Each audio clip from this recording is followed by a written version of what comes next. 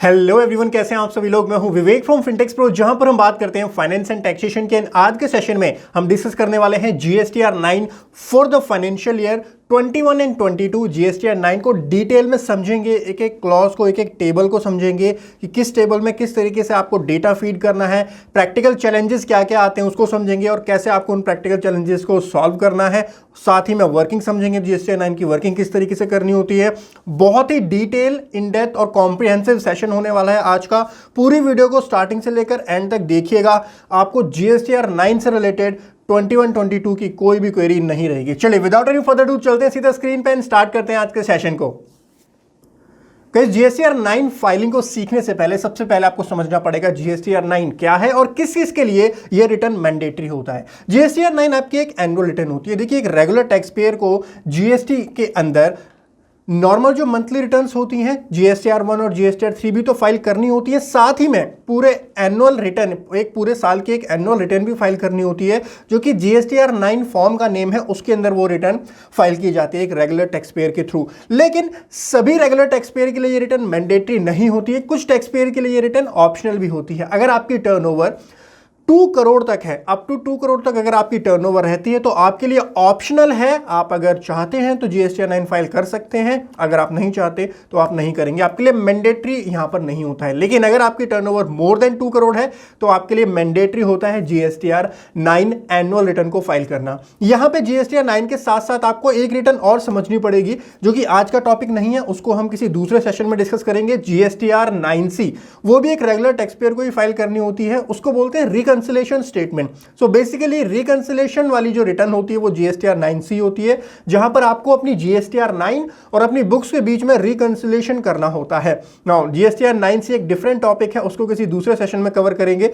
उसके लिए जो टर्नओवर लिमिट होती है वो 5 करोड़ की होती है। तो अगर आपकी टर्नओवर 5 करोड़ से ज्यादा है तो आपके लिए जीएसटीआर 9 और 9C दोनों ही मैंडेटरी हैं। अगर आपकी टर्नओवर 2 करोड़ से 5 करोड़ के बीच में है तो आपके लिए जीएसटीआर 9 तो मैंडेटरी है, लेकिन जीएसटीआर 9C आपके लिए ऑप्शनल हो जाती है। और अगर आपकी turnover up to 2 crore rupees है तो जीएसटीआर 9 एंड 9C दोनों ही आपके लिए ऑप्शनल हो जाती हैं। सो आशा करता हूं आपको समझ में आया होगा जीएसटीआर 9 किस किस के लिए मैंडेटरी है फाइल करना, किस किस के लिए ऑप्शनल है फाइल करना। मेरी टर्नओवर 50 लाख रुपीस की है, मैं जीएसटीआर 9 फाइल करना चाहता हूं, क्या मैं कर सकता हूं?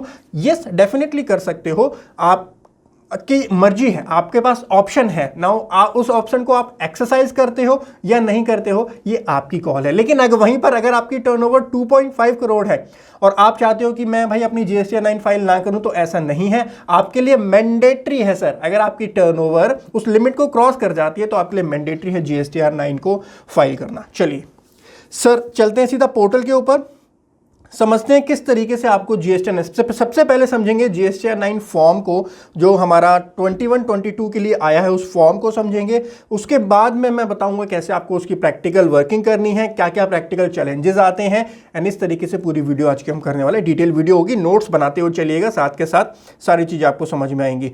चलिए सर, सबसे पहला इंपॉर्टेंट पॉइंट जो आपको ध्यान रखना है कि what is the due date. Sir due date जो है 21-22 की जीएसटीआर 9 फाइल करने की ड्यू डेट है 31 दिसंबर 2022। अगर गवर्नमेंट इसको एक्सटेंड नहीं करती तो 31 दिसंबर 2022 आपकी ड्यू डेट रहने वाली है जीएसटीआर 9 को फाइल करने के लिए। उसके बाद आपके ऊपर लेट फीस लगनी स्टार्ट हो जाएगी। नाउ दूसरा इंपॉर्टेंट पॉइंट, जीएसटीआर 9 फाइल करने से पहले मेक श्योर कर लीजिए कि जिस ईयर की जीएसटीआर 9 आप फाइल कर रहे हैं, तो आज हम सीखने वाले हैं 21-22 को, उस ईयर की सारी रिटर्न्स जो है वो आपने फाइल कर दी हो, जो नॉर्मल रिटर्न्स होती हैं आपकी जीएसटीआर 1 और जीएसटीआर 3 भी। मेक श्योर कर लीजिए कि आपने अपनी सभी जीएसटीआर 1 और सभी जीएसटीआर 3 भी फाइल कर दी हैं, उसके बाद ही आप एनुअल रिटर्न की तरफ कदम बढ़ाइए। चलिए सर, अब चलते हैं एनुअल रिटर्न को समझते हैं, लेकिन कुछ पॉइंट्स मैं बताना चाहूंगा एनुअल रिटर्न को, जीएसटीआर 9 को फाइल करने से पहले।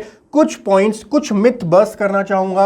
और बहुत सारी मार्केट में ना एक कंफ्यूजन रहती है जीएसटीआर 9 फाइल करते टाइम कि एक काम करते हैं, कोई भी एडजस्टमेंट है, कोई भी दिक्कत आ रही है आपको R1 में, 3B में, एक काम करेंगे एनुअल रिटर्न में ठीक कर देंगे। एक काम करते हैं, अच्छा 3B में गलती कर दी, एनुअल रिटर्न में ठीक कर देना। अच्छा R1 में गलती कर दी, एनुअल रिटर्न में ठीक कर देना। ITC ज्यादा ले लिया, एनुअल रिटर्न में कर देना। सर पहले तो एक कंसेप्ट आप बिल्ड कीजिए कि जीएसटीआर 9 कोई अमेंडमेंट वाली स्टेटमेंट नहीं है। जीएसटीआर 9 से आपको देखिए कुछ हद तक तो आप चीजें वहां पर ठीक कर सकते हैं, लेकिन आप सारी चीजें अगर सोच रहे हैं कि जीएसटीआर 9 को हम एक अमेंडमेंट अमेंडमेंट की रिटर्न बना देते हैं, तो बिल्कुल गलत कंसेप्ट बना के आप बैठे हैं। जीएसटीआर 9 एनुअल रिटर्न होती है, आपको पूरे ईयर की, पूरे फाइनेंशियल ईयर की इंफॉर्मेशन वहां पर देनी होती है, ये उसका एक ऑब्जेक्टिव होता है। हर रिटर्न का एक ऑब्जेक्टिव होता है सर, आपको वो ऑब्जेक्टिव समझना चाहिए। ऐसा नहीं है कि इसमें गलती कर दी तो चलो वहां पे ठीक कर देंगे, 3B में गलती हो गई R1 जीएसटीआर 9 में ठीक कर देंगे, ऐसा नहीं होता सर। इससे पहले एनुअल रिटर्न को समझने से पहले आपको मैं DRC 03 फॉर्म के बारे में बताना चाहूंगा।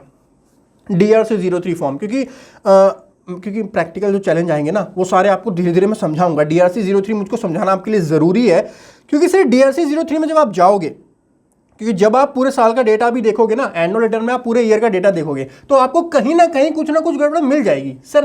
90% केस में ऐसा हो ही नहीं सकता कि सारी चीज़ें आपकी मैच हो, कुछ ना कुछ दिक्कत हो ही जाएगी। R1 में कोई इनवॉइस नहीं डाला, कोई इनवॉइस 3B में नहीं डाला, कहीं ITC ज़्यादा क्लेम कर लिया, कहीं ITC कम क्लेम कर लिया। तो ये चैलेंज ना बहुत प्रैक्टिकल चैलेंज है, सबके सामने आते हैं। देखिए पहली चीज़ माइंड में एक कंसेप्ट बनाइए, अगर आपके R1 3B में कोई दिक्कत है, ट्राई कीजिए कि आप उसको DRC 03 की हेल्प से सॉल्व करें। पहले ये ऑप्शन नहीं होता था, लेकिन DRC 03 फॉर्म जो होता है, वॉलेंट्री पेमेंट ऑफ टैक्स जो होता है, वहां पे आप ठीक कर सकते हैं। किस तरीके से ठीक कर सकते हैं? फॉर एग्जांपल एक छोटा सा एग्जांपल मैं लेकर के चलता हूं। मान लीजिए आपने जीएसटीआर 1 में कोई लायबिलिटी रिपोर्ट की, लेकिन उसको जीएसटीआर 3B में पे नहीं किया, और आप बोल रहे हैं कि एनुअल रिटर्न में उसको ठीक कर देंगे। नहीं, ऐसा मत कीजिए, एनुअल रिटर्न में उसको ठीक मत कीजिए, DRC 03 फॉर्म का यूज कीजिए। कर सकते हो एनुअल रिटर्न में भी उसको ठीक, टैक्स की पेमेंट आप कर सकते हो एनुअल रिटर्न में, बट मैं रिकमेंड नहीं करता। आप DRC 03 में जाइए, वहां पे आपको क्या सेलेक्ट करना है मैं आपको दिखा देता हूं। DRC 03 इसलिए जरूरी है ना, क्योंकि बहुत सारे प्रैक्टिकल चैलेंज आएंगे और आपके दिमाग में एक ही क्वेश्चन आएगा, एनुअल रिटर्न में ठीक कर देते हैं। तो सर रुक जाओ, थोड़ा समझो चीजों को कि एनुअल रिटर्न में कब आपको ठीक करना है, कब ठीक नहीं करना है। आप सर्विसेज पे आइए, सबसे पहले लेजर यूजर सर्विसेज में आइए, माई एप्लीकेशन में आइए, DRC 03। पहले आपको एक ब्रीफ आइडिया दे देता हूं, समझेंगे। जीएसटीआर 9 को भी समझेंगे सर। डिटेल सेशन रहता है मेरा, आपको पता होगा। मैं खाली आपको फॉर्म फाइल करना तो सिखा नहीं रहा हूँ, यहाँ ये डाल दो वहाँ वो डाल दो, ऐसी वीडियो मेरी रहती नहीं है। मैं एक क्लॉज का डिटेल एनालिसिस करना पसंद करता हूँ। देखिए intimation of voluntary payment, DRC 03 new application पे आप जाएंगे। मान लीजिए केस लेकर के चलते हैं, आपने ITC ज़्यादा क्लेम कर लिया 3B के अंदर, अब आप चाहते हो उसको रिवर्स करना। कोर्स ऑफ पेमेंट में आप जाओ, यहाँ पे आप सेलेक्ट करो DRC 03 में, आपके पास ऑप्शन आएगा, एक सेकेंड, यहाँ पे देखो ITC mismatch 2A 2B to GSTR 3B में आपका मिसमैच आ रहा है, यहाँ पे सेलेक्ट करो, अपनी डिटेल्स डालो, सेक्शन नंबर 73.5 फाइनेंशियल ईयर, यहाँ पे सारे फाइनेंशियल ईयर आ रहे हैं। 21-22 का हो गया दिक्कत, 21-22 यहाँ पे सेलेक्ट करो। उसके बाद 21-22 के अंदर कौन सा पीरियड है, कौन से मंथ में आपने गलती किया, वो पीरियड यहाँ पे सेलेक्ट करो।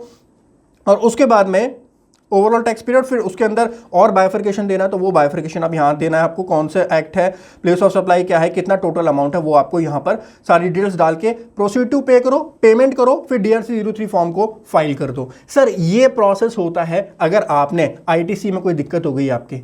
ये नहीं है कि आप जाकर के एनुअल रिटर्न में उसको ठीक करने बैठ रहे हो। देखो एक गलती तो आपने कर दी, R1 में गड़बड़ कर दी, 3B में गड़बड़ कर दी, अब आप बोल रहे हो कि 9 को भी गड़बड़ कर देते हैं, तो ऐसा नहीं है। 9 आपको करेक्टली ही फाइल करनी है। अगर कुछ इशू है, कोई दिक्कत है आपकी रिटर्न में, तो उसको ट्राई करो सबसे पहले कि वो DRC 03 फॉर्म की हेल्प से उसको आप ठीक कर सको। ठीक है, समझ रहे हो? उसके बाद लेट सपोज आपकी लायबिलिटी मिसमैच आ रही है, GSTR 1 के अंदर आपने ज्यादा दिखा रखा है, 3B में आपने लायबिलिटी की पेमेंट नहीं की, आपको टैक्स की पेमेंट करनी है। अब माइंड में जो क्वेश्चन आता है, या आप किसी, देखो होता क्या था ना, पहले ये दोनों ऑप्शन अवेलेबल नहीं थे, तो हम क्या करते थे, हम बोलते थे ठीक है अब नहीं किया तो कोई बात नहीं, एक काम करना, जब आप अपनी ITR बोल रहा हूँ, GSTR 9 जब फाइल करो, एनुअल रिटर्न जब फाइल करो GSTR 9, वहां पे उसकी पेमेंट कर देना। लेकिन अब ऐसा नहीं है, आपको समझना पड़ेगा जिस तरीके से चीजें इवॉल्व हो रही हैं, आपको भी उसी तरीके से काम करना पड़ेगा। ठीक है, तो पहले हमारे पास ये दोनों ऑप्शन नहीं हुआ करते थे GST पोर्टल पे। अगर आप स्टार्टिंग से काम करते हैं तो आपको जरूर पता होगा। मेरे पास कॉल आया मेरे स्टूडेंट का, बोलते सर आपने कोर्स में जो बता रखा है मुझे तो सब कुछ आता है, 2017 में मैंने काम किया था, 3-4 साल मैंने छोड़ दिया, और आपने जो सिखाया कोर्स में सब कुछ आता है मेरे को। मैंने कहा अच्छा, तो आप ये कहना चाहते हो 2017 में जो GST था आज वही है? उन्होंने कहा हाँ वही है ना, लॉ चेंज हुआ ना कुछ भी चेंज हुआ। मैंने कहा फिर आपके क्लाइंटों का ना सत्यानाश ही होने वाला है क्योंकि सर इतने सारे चेंज, जैसे मैंने आपको बताया ना ये दो चीज़ें, अब ये दो चीज़ें पहले नहीं होती थी, इसीलिए हम इसको ठीक करते थे एनुअल रिटर्न के अंदर जाके, जीएसटीआर 9 में जाके। लेकिन अब ये चीज़ें जब यहाँ पर आ गई हैं, आप कुछ हद तक जो है DRC 03 की हेल्प से जो आपका लायबिलिटी मिसमैच है R13B का, ITC का मिसमैच है, वो ठीक कर सकते हो। तो एनुअल रिटर्न को क्यों खराब कर रहे हो? DRC 03 फॉर्म की हेल्प से उसको फाइल करो ना, ठीक है। बाकी प्रैक्टिकल चैलेंजेस मैंने अलग से नोट किए हैं, टेंशन मत लो। बहुत सारे केसेस लेकर के आया हूं जो मैंने फेस किए अभी तक, और अभी मैंने फाइलिंग स्टार्ट नहीं की है, उसका भी मैं रीज़न बताऊंगा। कुछ टाइम के बाद ही मैं फाइलिंग जीएसटीआर 9 स्टार्ट करूंगा, उसका रीज़न भी आपको बताऊंगा। और टैक्स ऑडिट के बाद, जब इनकम टैक्स का ऑडिट की जो डेट है, पहले इनकम टैक्स के निपटाएंगे, फिर जीएसटी का ऑडिट पाएंगे। सो वो क्यों नहीं की वो भी मैं आपको लास्ट में बताऊंगा। चलिए, तो आप समझ गए सर, DRC 03 सबसे पहले यूज़ करना सीखो, वहाँ पे जितनी लायबिलिटी आप कर सकते हो सेटअप, उसको वहाँ पे करवाओ, ठीक है। समझ में आ गया पॉइंट? अब चलो जी, अब अपने पॉइंट पे आ जाओ। सर्विसेज के अंदर, रिटर्न्स के अंदर, और रिटर्न में हम जाएंगे हमारी एनुअल रिटर्न। रिटर्न्स में आ जाइए, एनुअल रिटर्न जो कि होती है GSTR 9। कौन से ईयर के लिए सीखने वाले हैं सर? 21-22 के लिए सीखने वाले हैं GSTR 9। बिल्कुल अपडेटेड रिटर्न है, आपके पोर्टल पर आ चुकी है। और इसको एक बार कर लेते हैं GSTR 9 को ओपन। ऑनलाइन ऑफलाइन दोनों मेथड से कर सकते हो। ऑनलाइन मेथड से मैं करके दिखा रहा हूँ। GSTR 9C तो ऑफलाइन से ही होती है, लेकिन 9 में आपके पास ऑप्शन होता है, आप ऑनलाइन ऑफलाइन दोनों ही मेथड से इसको कर सकते हैं काम। सबसे पहले एक चीज़ नोट कीजिए, आपको ना यहाँ पर सबसे पहले कुछ डाउनलोड करने के लिए इंफॉर्मेशन दी होती है, तो इसको डाउनलोड कर लीजिएगा, बहुत काम आने वाली है आपकी ये सारी की सारी इंफॉर्मेशन। सबसे पहले download GSTR 9 system computed summary जो है, इसको एक बार डाउनलोड कर लो। तो ये GSTR 9 की समरी हो गई। उसके बाद GSTR 1 की समरी आपको आ जाएगी, इसको आप डाउनलोड कर लो। देन GSTR 3B की समरी जो होती है, इसको आप डाउनलोड करो। और टेबल 8A जो होता है, ये आपके इन्वॉइसेस की डिटेल होती है, जो ITC आपने आपका है अवेल आपने किया है, उसकी डिटेल्स आपकी यहाँ पर आ जाती है। तो ये डिटेल्स पहले एक बार डाउनलोड कर लीजिए, और उसके बाद में इसको हम एक्सट्रैक्ट कर लेते हैं एक बार।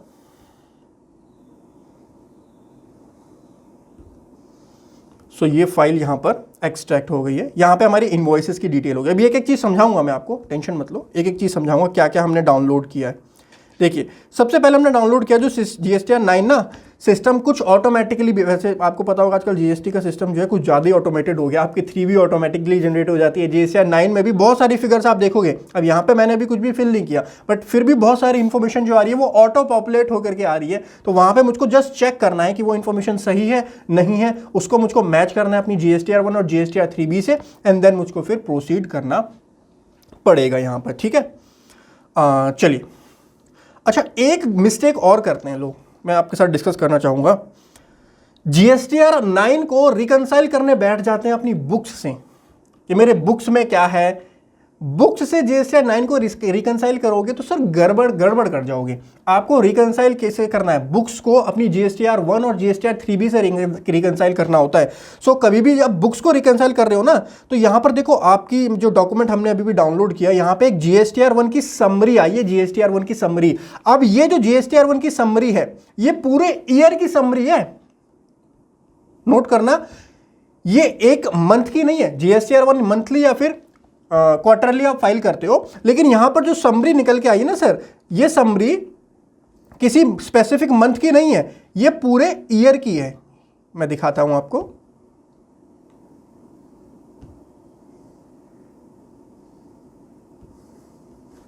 ये देखिए, यहां पे फाइनेंशियल ईयर 21-22 की हमारे पास GSTR 1 की समरी निकल के आ गई। अब आपको अगर बुक्स से चेक करना है ना, GSTR 1 आउटवर्ड सप्लाई की डिटेल होती है, GSTR 1 आउटवर्ड सप्लाई की डिटेल होती है। आपको अपनी टैली, बिजी, सैप या एक्सेल में जहां भी आप डेटा अपना मेंटेन करते हो, जहां भी अकाउंटिंग करते हो, अगर मैच करना है तो GSTR 9 को मैच नहीं करना सर, आपको मैच करना है GSTR 1 को। सर GSTR 1 को खोलो, यहां पर देखो total invoice value, taxable value और टोटल जो आपका टैक्स है, क्या वो करेक्ट आ रहा है या नहीं आ रहा है। अपना टैली खोलो, चेक करो कितनी सेल्स आ रही है टोटल। नो, अब एक चीज को यहां पर ध्यान दो, यहां पर है B2B इनवॉइसेस, और यहां पर आपने इनवॉइसेस की डिटेल डाल दी है, आउटवर्ड सप्लाई आपने यहां पर डाल रखा है। लेकिन जब आप अकाउंटिंग करते हो ना सर, अब मेरी बात को बहुत ही ध्यान से सुनना, जब आप अकाउंटिंग करते हो, अकाउंटिंग में आप सप्लाई को सेल्स बुक नहीं करते हो। जीएसटी में एक टर्म होती है सप्लाई, अकाउंटिंग में सप्लाई वाली कोई टर्म नहीं होती है। अकाउंटिंग में आप टर्नओवर को बुक करते हो, टर्नओवर कितना है आपका, टर्नओवर कितना है आपका। आपने कोई लैंड बेची है वो भी आप टर्नओवर में बुक करोगे, आपने शेयर मार्केट में काम करते हो, आपने शेयर्स बेचे हैं वो भी आप टर्नओवर, उसको भी टर्नओवर में दिखाओगे। लेकिन वो सारी चीजें जीएसटी में सप्लाई की डेफिनेशन में फॉल नहीं कर पाती सर, जीएसटी में सप्लाई की डेफिनेशन में फॉल नहीं कर पाती हैं। सो आपको ये चीज आइडेंटिफाई करनी पड़ेगी, कि यहां पर जो डिफरेंस आ रहा है, अगर वो उनकी वजह से आ रहा है तो उस सब के लिए आपको ना जीएसटीआर 9C में एडजस्टमेंट करनी होती है। नोट कर लो पॉइंट को, जो सप्लाई नहीं है वो आपको 9C में रिकंसाइल करना होता है। 9C में अगर डिफरेंस आ रहा है इन चीजों की वजह से तो आपको 9C के अंदर रिकंसाइल करना पड़ेगा कि भाई जीएसटीआर 9 के अंदर तो देखो हम क्या बोलेंगे, जीएसटीआर 9 के अंदर तो हमारी टैक्सेबल वैल्यू कितनी थी, 13,56,272 रुपए, लेकिन हमारी बुक्स के अंदर आ रहा है जी 20 लाख रुपए। वो 20 लाख रुपए इसलिए आ रहा है क्योंकि हमने 7 लाख की जितना भी बैलेंस बचा उतने की हमने शेयर्स मार्केट में ट्रेडिंग की थी, शेयर्स बेचे थे, उसका टर्नओवर हमने बुक किया है अपनी बुक्स के अंदर, और वो तो आपका जीएसटी में कहीं आएगा नहीं। तो वो डिफरेंस आपको दिखाना है जीएसटीआर 9C के अंदर। आप वो डिफरेंस जीएसटीआर 9 में ठीक करने मत बैठ जाना सर, वो डिफरेंस जीएसटीआर 9 में ठीक करने नहीं बैठोगे। लेकिन हाँ, एक तरीके का डिफरेंस और आ सकता है। अब यहां पे डिफरेंस तो आपके काफी तरीके के आ सकते हैं, काफी सारे आपको प्रैक्टिकल चैलेंजेस आ सकते हैं। बोलिए सर यस और नो, आ सकते हैं नहीं आ सकते? बिल्कुल आ सकते हैं सर। ये तो बात आपकी समझ में आ गई कि जो जीएसटी सप्लाई है, जो सप्लाई ही नहीं है, जीएसटीआर 1 आउटवर्ड सप्लाई की डिटेल है। अब जब कोई सप्लाई ही नहीं है तो फिर वो तो यहाँ से मैच हो नहीं पाएगी B2B से, उसके लिए हमको जीएसटीआर 9C में रिकंसिलेशन करना पड़ता है, वहाँ से मैच होगी, वो तो समझ में आ गया। लेकिन सर एक चीज़ बताओ, हमने जीएसटीआर 1 में गलती से भूल चूक हो गई, 2 इनवॉइस मिस कर दी थी। पता चला जब चेक करा कि भाई यहाँ पे आपका टैक्सेबल वैल्यू आ रही है 13,56,272, हमने अपनी बुक्स के अंदर देखा वहां आ रही है 14 लाख। अब ये सारे चैलेंजेस मैं बता रहा हूं जो प्रैक्टिकली आपको आएंगे और मुझको आते हैं, ये आते ही आते हैं सर, लिख के ले लो। बहुत कम चांस होते हैं कि आपका बिल्कुल एग्जैक्टली मैच हो जाए, क्योंकि कुछ ना कुछ ऊपर नीचे इधर उधर भाई हो जाता है, वो तो होता ही है। सो भाई 14 लाख की मेरी बुक्स के अंदर आ रही है टर्नओवर, सारी मेरी टैक्सेबल सप्लाई है, सारी मेरी जीएसटी वाली सप्लाई है, 14 लाख की बुक्स के अंदर आ रही है। लेकिन जब मैंने जीएसटीआर 1 खोल करके देखा, अब मैं जीएसटीआर 9 नहीं देख रहा हूं सर, अभी पहले अपना जीएसटीआर 1 तो ठीक करवा लूं कि जीएसटीआर 1 में जो वैल्यू आ रही है क्या सर ये वैल्यू ठीक है या नहीं है। तो 2 पर्सन को, रजिस्टर्ड पर्सन को मैंने सेल किया, लेकिन उनके बिल डालना भूल गया, और ये मुझको आज पता चला, आज कि सर उनके बिल डालना मैं भूल गया हूं, और वो भी लेट लतीफ से, उन्होंने कभी फोन किया नहीं, फॉलो अप किया नहीं, और हमने अपनी बुक्स के अंदर चढ़ा दिया पोर्टल पे, आज तक उसको डाले ही नहीं है। बोलिए सर अब क्या करेंगे, इसका सॉल्यूशन बताओ सर। प्रॉब्लम तो समझ में आ गई ना कि भाई R1 के अंदर तो आपने डाले नहीं है इनवॉइस, लेकिन आपकी बुक्स के अंदर वो इनवॉइस है। पहले बताओ इशू क्या है, गलती हुई कहां है? गलती यहां हुई है कि भाई आपने कोई सप्लाई की, जीएसटी लॉ में आओ, छोड़ो R1 जीएसटी ने हटाओ। गलती क्या करी आपने? सर आपने सप्लाई करी है, यस सर सप्लाई करी है, सप्लाई के ऊपर आपने टैक्स इनवॉइस इशू करा, जीएसटी कलेक्ट करा, जीएसटी की पेमेंट नहीं करी। सर जीएसटी की पेमेंट नहीं करी, वॉलंटरी पेमेंट कर दो, सेक्शन 73 सबसेक्शन 5 बोलता है वॉलंटरी पेमेंट कर दो इंटरेस्ट के साथ में, और चैन की सुकून की जिंदगी जियो, कोई टेंशन नहीं है, वॉलंटरी पेमेंट कर दो। वॉलंटरी पेमेंट अभी सिखाई थी, सबसे पहले मैंने आपको क्या सिखाया था? जीएसटीआर 9 फाइल करना सिखा रहा हूं, लेकिन उससे पहले मैंने आपको एक फॉर्म बताया था DRC 03, और DRC 03 में एक प्यारा सा वो था कि जीएसटीआर 1 में तो लायबिलिटी है लेकिन 3B में नहीं है। सो आप DRC 03 से इसको कर सकते हो सॉल्व, लेकिन अब एक चीज को बहुत ध्यान से समझना सर, बहुत ध्यान से, क्योंकि ये चीजें जब आप काम करते हो ना तब आपको पता चलता है। अब आप इस इशू को DRC 03 से सॉल्व कर सकते हो, जैसा मैंने आपको बताया DRC 03 में डाल दो, कौन से पीरियड का है डाल दो, लेकिन वहां पर एक इशू आ जाएगा सर। अब इशू समझो, एक इशू को सॉल्व करने के लिए दूसरा इशू, सर 73(5) बोलता है DRC 03 की हेल्प से मैं कर दूंगा उसको, लेकिन सर अभी तो टाइम बचा हुआ है ना, अभी तो अगस्त चल रहा है। अगर मैं अगस्त महीने में टाइम से अपनी R1 के अंदर डाल दूंगा उसको, तो जो मेरा रिसिपेंट है उसको इनपुट मिल जाएगा ना मेरे भाई, इनपुट मिल जाएगा ना रिसिपेंट को। अभी तो टाइम लिमिट सेक्शन 16 की बची हुई है ना बाबू, तो अगर मैं अभी भी अपनी R1 में डाल दूं तो मेरे रिसिपेंट को उसका इनपुट टैक्स क्रेडिट मिल जाएगा। लेकिन सर आप R1 में तो डाल रहे हो, लेकिन वो करंट पीरियड का नहीं है, वो आपके प्रीवियस ईयर का है, वो आपके प्रीवियस ईयर की सप्लाई आप करंट मंथ में शो करने की बात कर रहे हो। लेकिन इससे क्या कर सकते हो सर, पोर्टल आपको अलाउ करता है क्या ये चीज? सर कहीं आप ये हवाई बातें तो नहीं कर रहे हो? आइए देख लेते हैं पोर्टल जब खुला हुआ है। क्या बोल रहा हूं मैं, बात को समझ रहे हो ना, कि भाई मेरे जो पिछले साल का इनवॉइस 21-22 के मेरे 2 इनवॉइस हैं, मैं ये चाहता हूं कि जो मेरी अगस्त मंथ की रिटर्न है, अगस्त मंथ की रिटर्न में मैं वो 2 इनवॉइस डाल दूं, R1 में भी डाल दूं, 3B में भी डाल दूं, 3B के टैक्स ब्रेकअप में ये दे दूंगा कि ये जो लायबिलिटी है ये पिछले साल के इस महीने की है। तो सिस्टम आजकल तो ऑटोमेटिकली इंटरेस्ट कैलकुलेट करता है ना, तो आपको इंटरेस्ट भी कैलकुलेट करने की जरूरत नहीं पड़ेगी। बस 3B में जब उसकी पेमेंट करो ना, तो वहां पे बाइफरकेट कर देना कि सर इतना अमाउंट जो है ये पिछले साल के इस मंथ का है। अच्छा सर ऐसा हो सकता है क्या GSTR 1 के अंदर हम क्या पिछले साल का इनवॉइस डाल सकते हैं? चलो देख लेते हैं, दिक्कत क्या है। आ जाओ रिटर्न डैशबोर्ड में आ जाओ, अगस्त मंथ में चलते हैं, अभी अगस्त 2022 चल रहा है, ठीक है। GSTR 1 में आ जाओ सर। B2B में अब भाई भूले भटके दिमाग में आ गया कि 2 इनवॉइस भूल गए हैं, तो एक काम करते हैं, यहाँ पर इसको करते हैं कॉपी और यहाँ पर ऐड रिकॉर्ड कर देते हैं, ठीक है। GST नंबर डालते हैं, अभी अगस्त 2022 में चल रहे हैं हम, ये हमने डाला, इसका GST नंबर डिटेल्स आ गई, इनवॉइस डेट में गए हम। बताओ सर, मेन चैलेंज यही तो आ रहा था, क्या अगस्त 2022 की रिटर्न फाइल कर रहे हो, क्या इसकी GSTR 1 में आप 21-22 के किसी महीने का, मान लीजिए वो आपका फरवरी 2022 का इनवॉइस था, 21-22 का इनवॉइस था, तो क्या फरवरी 2022 का इनवॉइस मैं यहाँ पर डाल सकता हूँ? देख लेते हैं सर, मार्च फरवरी 10 फरवरी 2022 का इनवॉइस था सर, यहाँ पर ये आ गया है। अच्छा कहीं सर एरर तो नहीं आएगा पूरा करने के बाद? चलो एक डमी डेटा आपको डाल के ही दिखा देता हूँ, 5900 डाल देते हैं और 18% में 5000 ये आ गया। सर ये एरर तो नहीं आएगा, पिछले साल का डाल रहे हैं यहाँ पर? अच्छा सेव करके देख लेते हैं सर, अगर एरर आएगा तो हमको बता देगा। एरर इनवॉइस नंबर डाल देते हैं कुछ भी, ये लो सर, सेव करके देख लेते हैं कि सर क्या पता एरर बता दे यहाँ पर।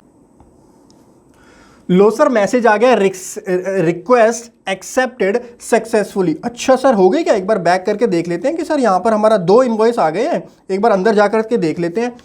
इनवॉइस डेट देखो, ये तो एक एक्चुअल इनवॉइस था, ये देखो अभी अभी हमने डमी इनवॉइस डाला है 8 Feb 2022 जो कि प्रीवियस ईयर का इनवॉइस है, डाल दिया। सर ये तो लायबिलिटी बन जाएगी, बिल्कुल लायबिलिटी बनेगी, लायबिलिटी आप पे करोगे, 3B में भी आपके जाएगा। जब आपने इनवॉइस मिस हो गए, 2 इनवॉइस मिस हुए ना भाई, आपने जब ये देखा पूरे साल का कारनामा तो आपको पता चला ना 2 इनवॉइस मिस हो गए। यही तो सर प्रैक्टिकल चैलेंज आते हैं। अब इसको आप ठीक करने के लिए चले जाओगे GSTR 9 में, तो सर GSTR 9 में इसको ठीक करने की जरूरत थोड़ी है। GSTR 9 में ठीक कर दोगे, काउंटर पार्टी को कैसे उसका इनपुट मिलेगा मुझे बताना। इतना गलत काम करते हैं ना लोग, मैं क्या बताऊं आपको, इतना गलत। अब यहां पर बहुत सारे लोग इसको GSTR 9 में ठीक कर देते हैं कि क्या 2 इनवॉइस मिस हुए ना, टैक्स लायबिलिटी कम पे की है ना, टैक्स लायबिलिटी पे कर दो। अरे भाई टैक्स लायबिलिटी तो चलो पे कर दोगे, दूसरा एक्सपेक्ट भी तो देखो, काउंटर पार्टी को अभी एलिजिबल है, टाइम बचा है आपके पास, तो उसको इनपुट दो ना, वरना वो आपका सर नहीं खाएगी का। 2 साल के बाद, 6 महीने बाद कभी ना कभी तो वो जगेगा ना, कभी ना कभी तो फोन करेगा कि मेरा इनपुट कहाँ गया, तो फिर दोबारा से डालोगे क्या? फिर तो 2 बार टैक्स लायबिलिटी पे करनी पड़ेगी। इसीलिए इसको यहां GSTR 9 में बताऊंगा अभी किस तरीके से शो करना है, कैसे करना है। पहले देख लो आपको कैसे करना है। R1 में डाल दिया आपने वो इनवॉइस, और जब पेमेंट करोगे GSTR 3B के अंदर, तो GSTR 3B के अंदर इसकी आप क्या कर देना, पेमेंट कर देना करेक्टली। बोलिए यस और नो? Yes sir. चलिए सर, तो एक इनवॉइस इस तरीके से हो गया, दूसरा इनवॉइस भी हम इसी तरीके से डाल देंगे R1 में, फिर 3B में उसकी पेमेंट कर देंगे और ब्रेकअप दे देना। 3B में ब्रेकअप देना होता है ना, लास्ट में ब्रेकअप दे देना कि इतना जो अमाउंट है वो प्रीसीडिंग पीरियड्स का है, एंड देन अकॉर्डिंगली आपका नेक्स्ट मंथ इंटरेस्ट कैलकुलेट हो जाएगा, वो इंटरेस्ट आप पे कर देना ना, आपका काम डन हो गया एकदम। एक काम और करना है, अब एक काम और करना है। 14 लाख की थी ना, ये जो टोटल टैक्सेबल वैल्यू आपकी थी वो 14 लाख की थी ना। अब GSTR 9 जब फाइल करोगे, मुझको आंसर दो, GSTR 9 जब फाइल करोगे वहां पर कितना डालोगे टैक्सेबल वैल्यू? 13,56,272। नहीं सर ये गलती मत करना, ये गलती नहीं करनी है, आपको डालना है पूरा। यार एक चीज बताओ, आपसे मैंने क्वेश्चन किया कि मुझे 21-22 का अपनी टैक्सेबल वैल्यू बताओ, अपना सप्लाई बताओ, टोटल आउटवर्ड सप्लाई आपने कितनी की, तो आप एक्चुअल बताओगे ना। अब आपने R1 में गलती कर दी थी, 3B में गलती कर दी थी, तो क्या GSTR 9 में भी गलती करोगे? नहीं सर, GSTR 9 में गलती थोड़ी करेंगे हम। टोटल टैक्सेबल वैल्यू में डालेंगे 13,56,000, ओ सॉरी 13 लाख नहीं, 14 लाख जितनी टोटल टैक्सेबल वैल्यू है। सर क्या टैक्स में भी ऐड कर देंगे? जी यस, टैक्स में भी आपको ऐड करना पड़ेगा, क्योंकि टैक्स आप ये पे कर चुके हो। कहां पे कर चुके हो? पे मतलब पे करोगे, तो आपने अगर इस मंथ में डाला तो इस मंथ में आप इसकी पेमेंट करोगे। बोलो यस और नो? समझ लो सर, गलतियां यही होती है, मुझे पता है गलती कहाँ होती है। कंसेप्ट बिल्ड करके चलोगे ना, एक बार कंसेप्चुअली काम करोगे, कभी फंसोगे नहीं सर। छोड़ो नोटिस को, सर नोटिस आ जाएगा। नोटिस कैसे आ जाएगा भाई? ज़्यादा दिखाओगे तो नोटिस आ जाएगा ना यहाँ पर, क्योंकि आपने पूरे साल में R1 और 3B में कम दिखाया, यहाँ पे आप ज़्यादा दिखाओगे, नोटिस नहीं आ सकता। डिपार्टमेंट पूछ तो सकता है ना आपसे कि डिस्क्रिपेंसी क्यों आ रही है। बिल्कुल कभी भी नोटिस से मत डरना सर। अगर सही काम कर रहे हो ना तो कभी भी नोटिस से डरना मत। नोटिस तो आपके लिए मतलब एक वो होना चाहिए कि मज़ा आ गया। नोटिस में जितनी चीज़ें कॉम्प्लेक्स होती है ना, अगर आप एक अच्छा टैक्स प्रोफेशनल हो तो चीज़ें जब कॉम्प्लेक्स होंगी तब आपको मज़ा आएगा, क्योंकि वहीं से पैसा बनता है। जहां और कॉम्प्लेक्सिटी है वहीं पर उतनी ही ज़्यादा अपॉर्चुनिटीज़ हैं, और वहीं पर ज़्यादा आप एक्सप्लोर करके क्या कर सकते हो, अर्न कर सकते हो। प्रोवाइडेड आपको पता होना चाहिए, आपको एक एक पिन पॉइंट पता होना चाहिए मैंने कैसे काम किया। अगर मैं कोई काम करता हूं ना, रिस्पॉन्सिबिलिटी मैं खुद लेके चलता हूं। कल को नोटिस आए, कुछ भी आए, सर मेरी रिस्पॉन्सिबिलिटी है, मेरी रिस्पॉन्सिबिलिटी है। अगर क्लाइंट बोलता है कि सर ऐसे मत करो, ऐसे करो, मैं तुरंत क्लाइंट को बोलता हूं ठीक है मैं आपके तरीके से करूंगा, लेकिन मेरी रिस्पॉन्सिबिलिटी खत्म। नोटिस आएगा, आप हैंडल करोगे, मैं बस आपको गाइड करूंगा। अगर मेरे अकॉर्डिंग चलोगे तो मैं रिस्पॉन्सिबिलिटी लेता हूं, उसका रिप्लाई मैं करूंगा, क्योंकि मुझे पता है ना मैंने किस तरीके से काम किया। अब यहाँ पे आप 14 लाख दिखा रहे हो तो वो गलत थोड़ी दिखा रहे हो। आपकी बुक्स में 14 लाख है इसलिए आप दिखा रहे हो, और आपने उसका टैक्स भी पे करा, यहाँ पर R1 के अंदर भी पे करा, 3B में भी पे करा, इंटरेस्ट भी पे करा आपने। सेक्शन 73(5) का अपने आप कंप्लाइंस हो गया, वॉलंटरी पेमेंट आपने कर दी ना उसकी, वो आपने यहाँ पे 40 लाख दिखाया है। बोलो नोटिस आएगा, मुझे डरने की जरूरत है डिपार्टमेंट से? बिल्कुल डरने की जरूरत नहीं है सर। मेरा तो कोई एक्चुअल दिखाओ ना। अब ऐसा करोगे आप कि एक काम करते हैं, मैच कराने के लिए कर देते हैं भाई, वरना रेड हो जाती है। अब इसमें अगर आप ज़्यादा वेरिएशन करोगे ना, मैं आपको पोर्टल पे दिखाता हूँ। जैसे अभी हम GSTR 9 में थे, तो रिटर्न्स में जाओ, एनुअल रिटर्न्स में जाओ, एंड यहाँ पर 21-22 के रिटर्न के अंदर जाओ। सर वीडियो थोड़ी सी बड़ी होगी क्योंकि मैं प्रैक्टिकल इश्यूज़ भी लूँगा साथ के साथ। लास्ट की वीडियो में मेरे पास कंप्लेंट आई लोगों की कि सर आपने तो खाली फॉर्म भरना सिखा दिया, ऐसे ऐसे। अब सुन लो, चैलेंज जो आते हैं वो बता रहा हूँ आपको। अब यहाँ पे आप नेक्स्ट करोगे तो सर ऊपर एक ये देखो, इसको पढ़ो, इसके अंदर जाओगे, इसको पढ़ो। The field where the system computed value would be modify more या लेस देन 20% से ज़्यादा अगर आप उसमें वेरिएशन कर दोगे तो वो रेड हो जाएंगी, हाईलाइट हो जाएंगी फॉर योर अटेंशन, और मतलब आपके लिए भी रेड हो जाएंगी और डिपार्टमेंट के पास भी वो अलग से रिफ्लेक्ट हो जाएंगी, हाईलाइट हो जाएंगी, और डिपार्टमेंट आपको नोटिस भेज सकता है। नोटिस से मत डरो, अगर सही काम कर रहे हो तो सही करो भाई। आपसे अगर एनुअल रिटर्न 21-22 का डेटा पूछा जा रहा है तो 21-22 का करेक्ट डेटा बताओगे, गलत डेटा बता दोगे? मैचिंग के चक्कर में कि भाई यहां रेड ना हो जाए, मैं इतना ही रहने देता हूं, ऐसा नहीं करना। इसको पूरा जो करेक्ट एक्चुअल टर्नओवर है, नॉन जीएसटी वाला नहीं, वो वाला नहीं जो मैंने स्टार्टिंग में बताया था, नॉन जीएसटी वाला वो नहीं, वो तो 9C से ठीक होगा सर, वो 9C में अपने आप ठीक हो जाएगा, वो 9C से ठीक होगा। लेकिन यहां पर जो आप भूल चूक हो गई वो आपने R1 गलत कर दी क्योंकि 2 इनवॉइस मिस कर दिए, 3B गलत कर दी, 2 इनवॉइस की पेमेंट नहीं की, तो क्या 9 भी गलत कर दोगे, 2 इनवॉइस यहां से भी गायब कर दोगे? ऐसा मत करो। 9 में पूरा का पूरा दिखाओ, और साथ में अगर कल को नोटिस आता है तो उनको शो करो ना, अपनी R1 शो करो अगस्त मंथ की R1 में 2 इनवॉइस हमने डाले हैं, और ये इनवॉइस हमने इंक्लूड किया अपनी GSTR 9 में, और वो हमारी एक्चुअल सप्लाई थी 21-22 की। बोलिए यस और नो? यस, समझ में आ गया। चलिए, ये चैलेंज क्लियर हो गया कि सर कुछ इनवॉइस छूट गए, कुछ इनवॉइस छूट गए सर, छूट गए, ठीक है। दूसरा इश्यू आ जाओ, दूसरा इश्यू आ जाओ। ये टेबल तो मैं अभी समझा दूंगा, वैसे मेरी पुरानी वीडियो भी देख लोगे, मैंने सारी टेबल डिटेल में समझाई हुई है। आज मैं डिस्कस करने वाला हूँ प्रैक्टिकल जो इशू आते हैं। GSTR 1 पे आओ, अभी तो हम क्या कर रहे हैं, GSTR 1 से कर रहे हैं इसको मैच, ठीक है। चलिए सर, तो ये इशू क्लियर हो गया। सर दूसरा इशू आइए, दूसरा इशू ये आता है कि सर हमने क्या किया था, R1 में इनवॉइस नहीं दिखाए थे। ध्यान से सुनो, R1 में इनवॉइस डालना भूल गए थे, 3B में टैक्स की लायबिलिटी पूरी कर दी थी, टैक्स पूरा पे कर दिया था, R1 में उसको नहीं दिखाया था। अब आप एक काम करो, अब आपका इशू क्या, अब आपका इशू बदल गया। अब आपने R1 में उसको नहीं दिखाया, 3B में टैक्स की पेमेंट कर दी है। समझ रहे हो? रिटर्न समझते हो क्या क्या होती है? R1 में आपको आउटवर्ड टैक्सेबल सप्लाई दिखानी होती है, 3B में उस टैक्स की पेमेंट करनी होती है, 3B पेमेंट के लिए यूज किया जाता है, और GSTR 9 आपकी एनुअल रिटर्न होती है, करेक्ट। R1 में आपने उसको दिखाया नहीं, लेकिन 3B में करेक्टली पेमेंट कर दी, पता चल गया कि भाई मिस हो गए, चलो नेक्स्ट मंथ में कर देंगे। अब नेक्स्ट मंथ में भी ध्यान से उतर गया, R1 में कभी वो डला ही नहीं। अब काउंटर पार्टी का फोन आया है कि सर इनपुट नहीं मिला, तो अब क्या करोगे? अब तो ईयर चेंज, अभी मैं पिछले साल की बात कर रहा हूं, करंट ईयर में तो ये एडजस्टमेंट्स बहुत नॉर्मली हो जाती हैं। अब ये दिक्कत हुई पिछले साल में 21-22 में, अब उसको ठीक कैसे करोगे? सर क्या यहां पे ठीक कर दें? यहां पे पहले आप चेक करो क्या उसकी वजह से यहां पर डिफरेंस आ रहा है। अगर डिफरेंस यहां आ रहा है तो आपको यहां पर भी वो ऐड करना पड़ेगा। बोलिए यस और नो। यहां पर भी टैक्सेबल वैल्यू में भी वो इनवॉइस ऐड करना पड़ेगा अगर उसकी वजह से डिफरेंस आ रहा है तो। लेकिन 3V में तो आपने उसकी पेमेंट कर दी थी ना, R1 में नहीं की। अब आपको क्या करना है, अगस्त मंथ की GST R1 के अंदर, मतलब अगस्त मंथ तो मैं अपना एग्जांपल ले रहा हूं, लेकिन एक चीज ध्यान रखना, अगर आप जो सेक्शन 16 की जो टाइम लिमिट होती है, अगर उस टाइम लिमिट के बाद में R1 में डालोगे तो आपके रिसिपेंट को इनपुट नहीं मिलेगा। उसके 2A 2B में तो चला जाएगा, लेकिन वो इनएलिजिबल होगा उस इनपुट के लिए, क्योंकि उसकी टाइम लिमिट होती है, वो एक्सपायर हो चुकी है। बट अभी हम अगस्त में हैं तो अभी तो आपके रिसिपेंट को इनपुट मिल जाएगा। GST R1 में उसको शो कर दीजिएगा और आपके रिसिपेंट को उसका इनपुट मिल जाएगा। सर फिर 3B में भी लायबिलिटी आ जाएगी। अरे मजा तो तभी आता है ना जब चीजों को आप समझते हो अच्छे से ही। बहुत अच्छा क्वेश्चन। सर R1 में तो आपने दिखवा दिया, R1 में तो डलवा दिया कि रिसिपेंट को इनपुट मिल जाएगा, लेकिन भाई 3B में तो हम पे कर चुके हैं ना पिछले साल में, 3B में तो पे कर दिया था, तो उसका कैसे सॉल्यूशन करोगे सर? अब फंस गए आप। तो सर उसका सॉल्यूशन सुन लो। अब उसका सॉल्यूशन कैसे करना है, आपको R1 में दिखाना है जितनी लायबिलिटी उस इनवॉइस की आ रही है उतनी लायबिलिटी को और उतने टैक्सेबल अमाउंट को आपको रिड्यूस करना है GST 3B की टेबल नंबर 3 से। बोलिए यस सुनो। समझे कि नहीं समझे? सर रेड हो जाएगा, लाल लाल हो जाता है, 3B भी लाल हो जाता है, हमको पता है, हाँ मुझको भी पता है लाल हो जाता है। लाल होने से क्या होता है, नोटिस आता है। नोटिस आएगा तो क्या आपके पास जवाब है? बिल्कुल जवाब है। जस्टिफिकेशन है? जवाब है। तो दिक्कत क्या है? जब आपके पास, यार गलती किससे नहीं होती भाई, भगवान थोड़ी हम है, गलती हो जाती है ना।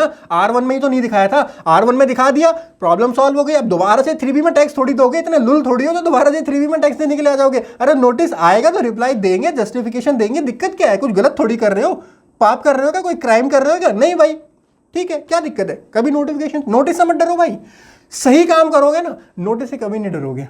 अगर टैक्स दोबारा पे करवा दिया तो जो आपका लाला है, जो मालिक है, वो आपकी जान ले लेगा। जब पिछले ईयर में 3B में टैक्स पे करवा दिया था, दोबारा से टैक्स थोड़ी पे करवाओगे, और नहीं करोगे तो सरकार जान ले लेगी। तो भाई करेक्ट मेथड क्या है? R1 में शो नहीं किया, R1 में शो कर दो, 3B की जो लायबिलिटी बनती है उसमें से रिड्यूस कर देना उसको।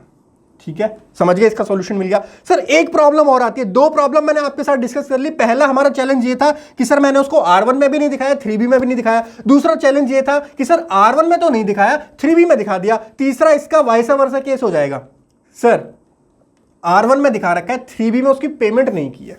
ओ हो, R1 में दिखा रखा है लेकिन 3B में उसकी पेमेंट नहीं की है। इसके लिए तो बहुत सिंपल सॉल्यूशन, जो कि स्टार्टिंग में बता दिया था मैंने, DRC 03 सेक्शन 73(5) के अंदर इंटरेस्ट के साथ पेमेंट कर दो, काम खत्म हो गया। लेकिन सर आप तो DRC 03 से पेमेंट करवा रहे हो। अब सुनो इशू क्या आएगा। अरे भाई डेली का काम है, तभी तो बता रहा हूं मुझे दिक्कत कहां आती है। वही तो आपके साथ डिस्कस कर रहा हूं, दिक्कत कहां आती है। क्लाइंट के साथ बैठ के जब सर खाते हैं ना, तब पता चलता है अरे ये गड़बड़ है। वो गड़बड़ नहीं होती, वो कुछ क्लरिकल एरर हो गया, कोई भूल चूक हो गई, वो तो होती है और हर बिजनेस में होती है, उसमें कोई बड़ी बात थोड़ी है। आपको उसके सॉल्यूशन पता होने चाहिए। सर तीसरा केस सुनो, तीसरा केस ये था कि सर 3B के अंदर पेमेंट नहीं हुई, R1 में दिखा दिया, 3B में पे नहीं हुआ। सर DRC 03 खोलो, स्टार्टिंग में दिखाया था मैंने, वहां पर सेलेक्ट कर लो R1 और 3B और फिर पे कर दो। लेकिन सर इसमें दिक्कत ये आएगी कि 3B में तो आपने उसको कभी भी ऐड ही नहीं किया, तो R1 और 3B में तो डिफरेंस रहेगा। डिपार्टमेंट मेरे से 4 साल बाद नोटिस इश्यू करेगा और मेरे से पूछेगा कि सर आपका ये डिफरेंस क्यों आ रहा है, आपका ये डिफरेंस क्यों आ रहा है। सर इसके लिए मैं बताना चाहूँगा, अभी कुछ टाइम पहले, अप्रॉक्स 2 से 3 महीने पहले, डिपार्टमेंट के लिए एक स्क्रूटनी कैसे उनको करनी है, एक SOP आया था बहुत प्यारा सा, और SOP पढ़ा ना तो बड़ा मजा आया। देखिए हमको एज अ कंटेंट क्रिएटर ना क्लाइंट से भी डील करना है, टैक्स प्रोफेशनल से भी डील करना है, डिपार्टमेंट का पॉइंट ऑफ व्यू भी देखना है। तो जब आप एक ओवरऑल तस्वीर देखते हो ना, तो आपको समझ में आता है कि चीज़ें किस तरीके से हो रही हैं। अगर इस तरीके से हो तो कैसे ठीक होगा, इस तरीके से हो तो कैसे गलत होगा। उस SOP की कुछ लाइंस आपको बताना चाहूंगा। वहां पे क्या लिखा हुआ था कि R1 और 3B में डिफरेंस देखो ना तो एक बार चेक कर लेना, DRC 03 तो कोई पे नहीं हुआ। R1 और 3B में अगर डिफरेंस आ रहा है 50,000 का, और उस ईयर में एक DRC 03 डाला गया उस पीरियड के लिए 50,000 रुपए का, तो आपको नोटिस इशू करने की जरूरत नहीं है सर, रिटर्न है। मेरी 40-45 मिनट की वीडियो भी पड़ी हुई है, यूट्यूब पे देख लेना जाकर के। वहां पर ये लिखा हुआ है कि डिपार्टमेंट जो ऑफिसर है ना, वो ऐसा नहीं है कि R1 और 3B देखा और नोटिस दनादन नोटिस इशू कर दिए।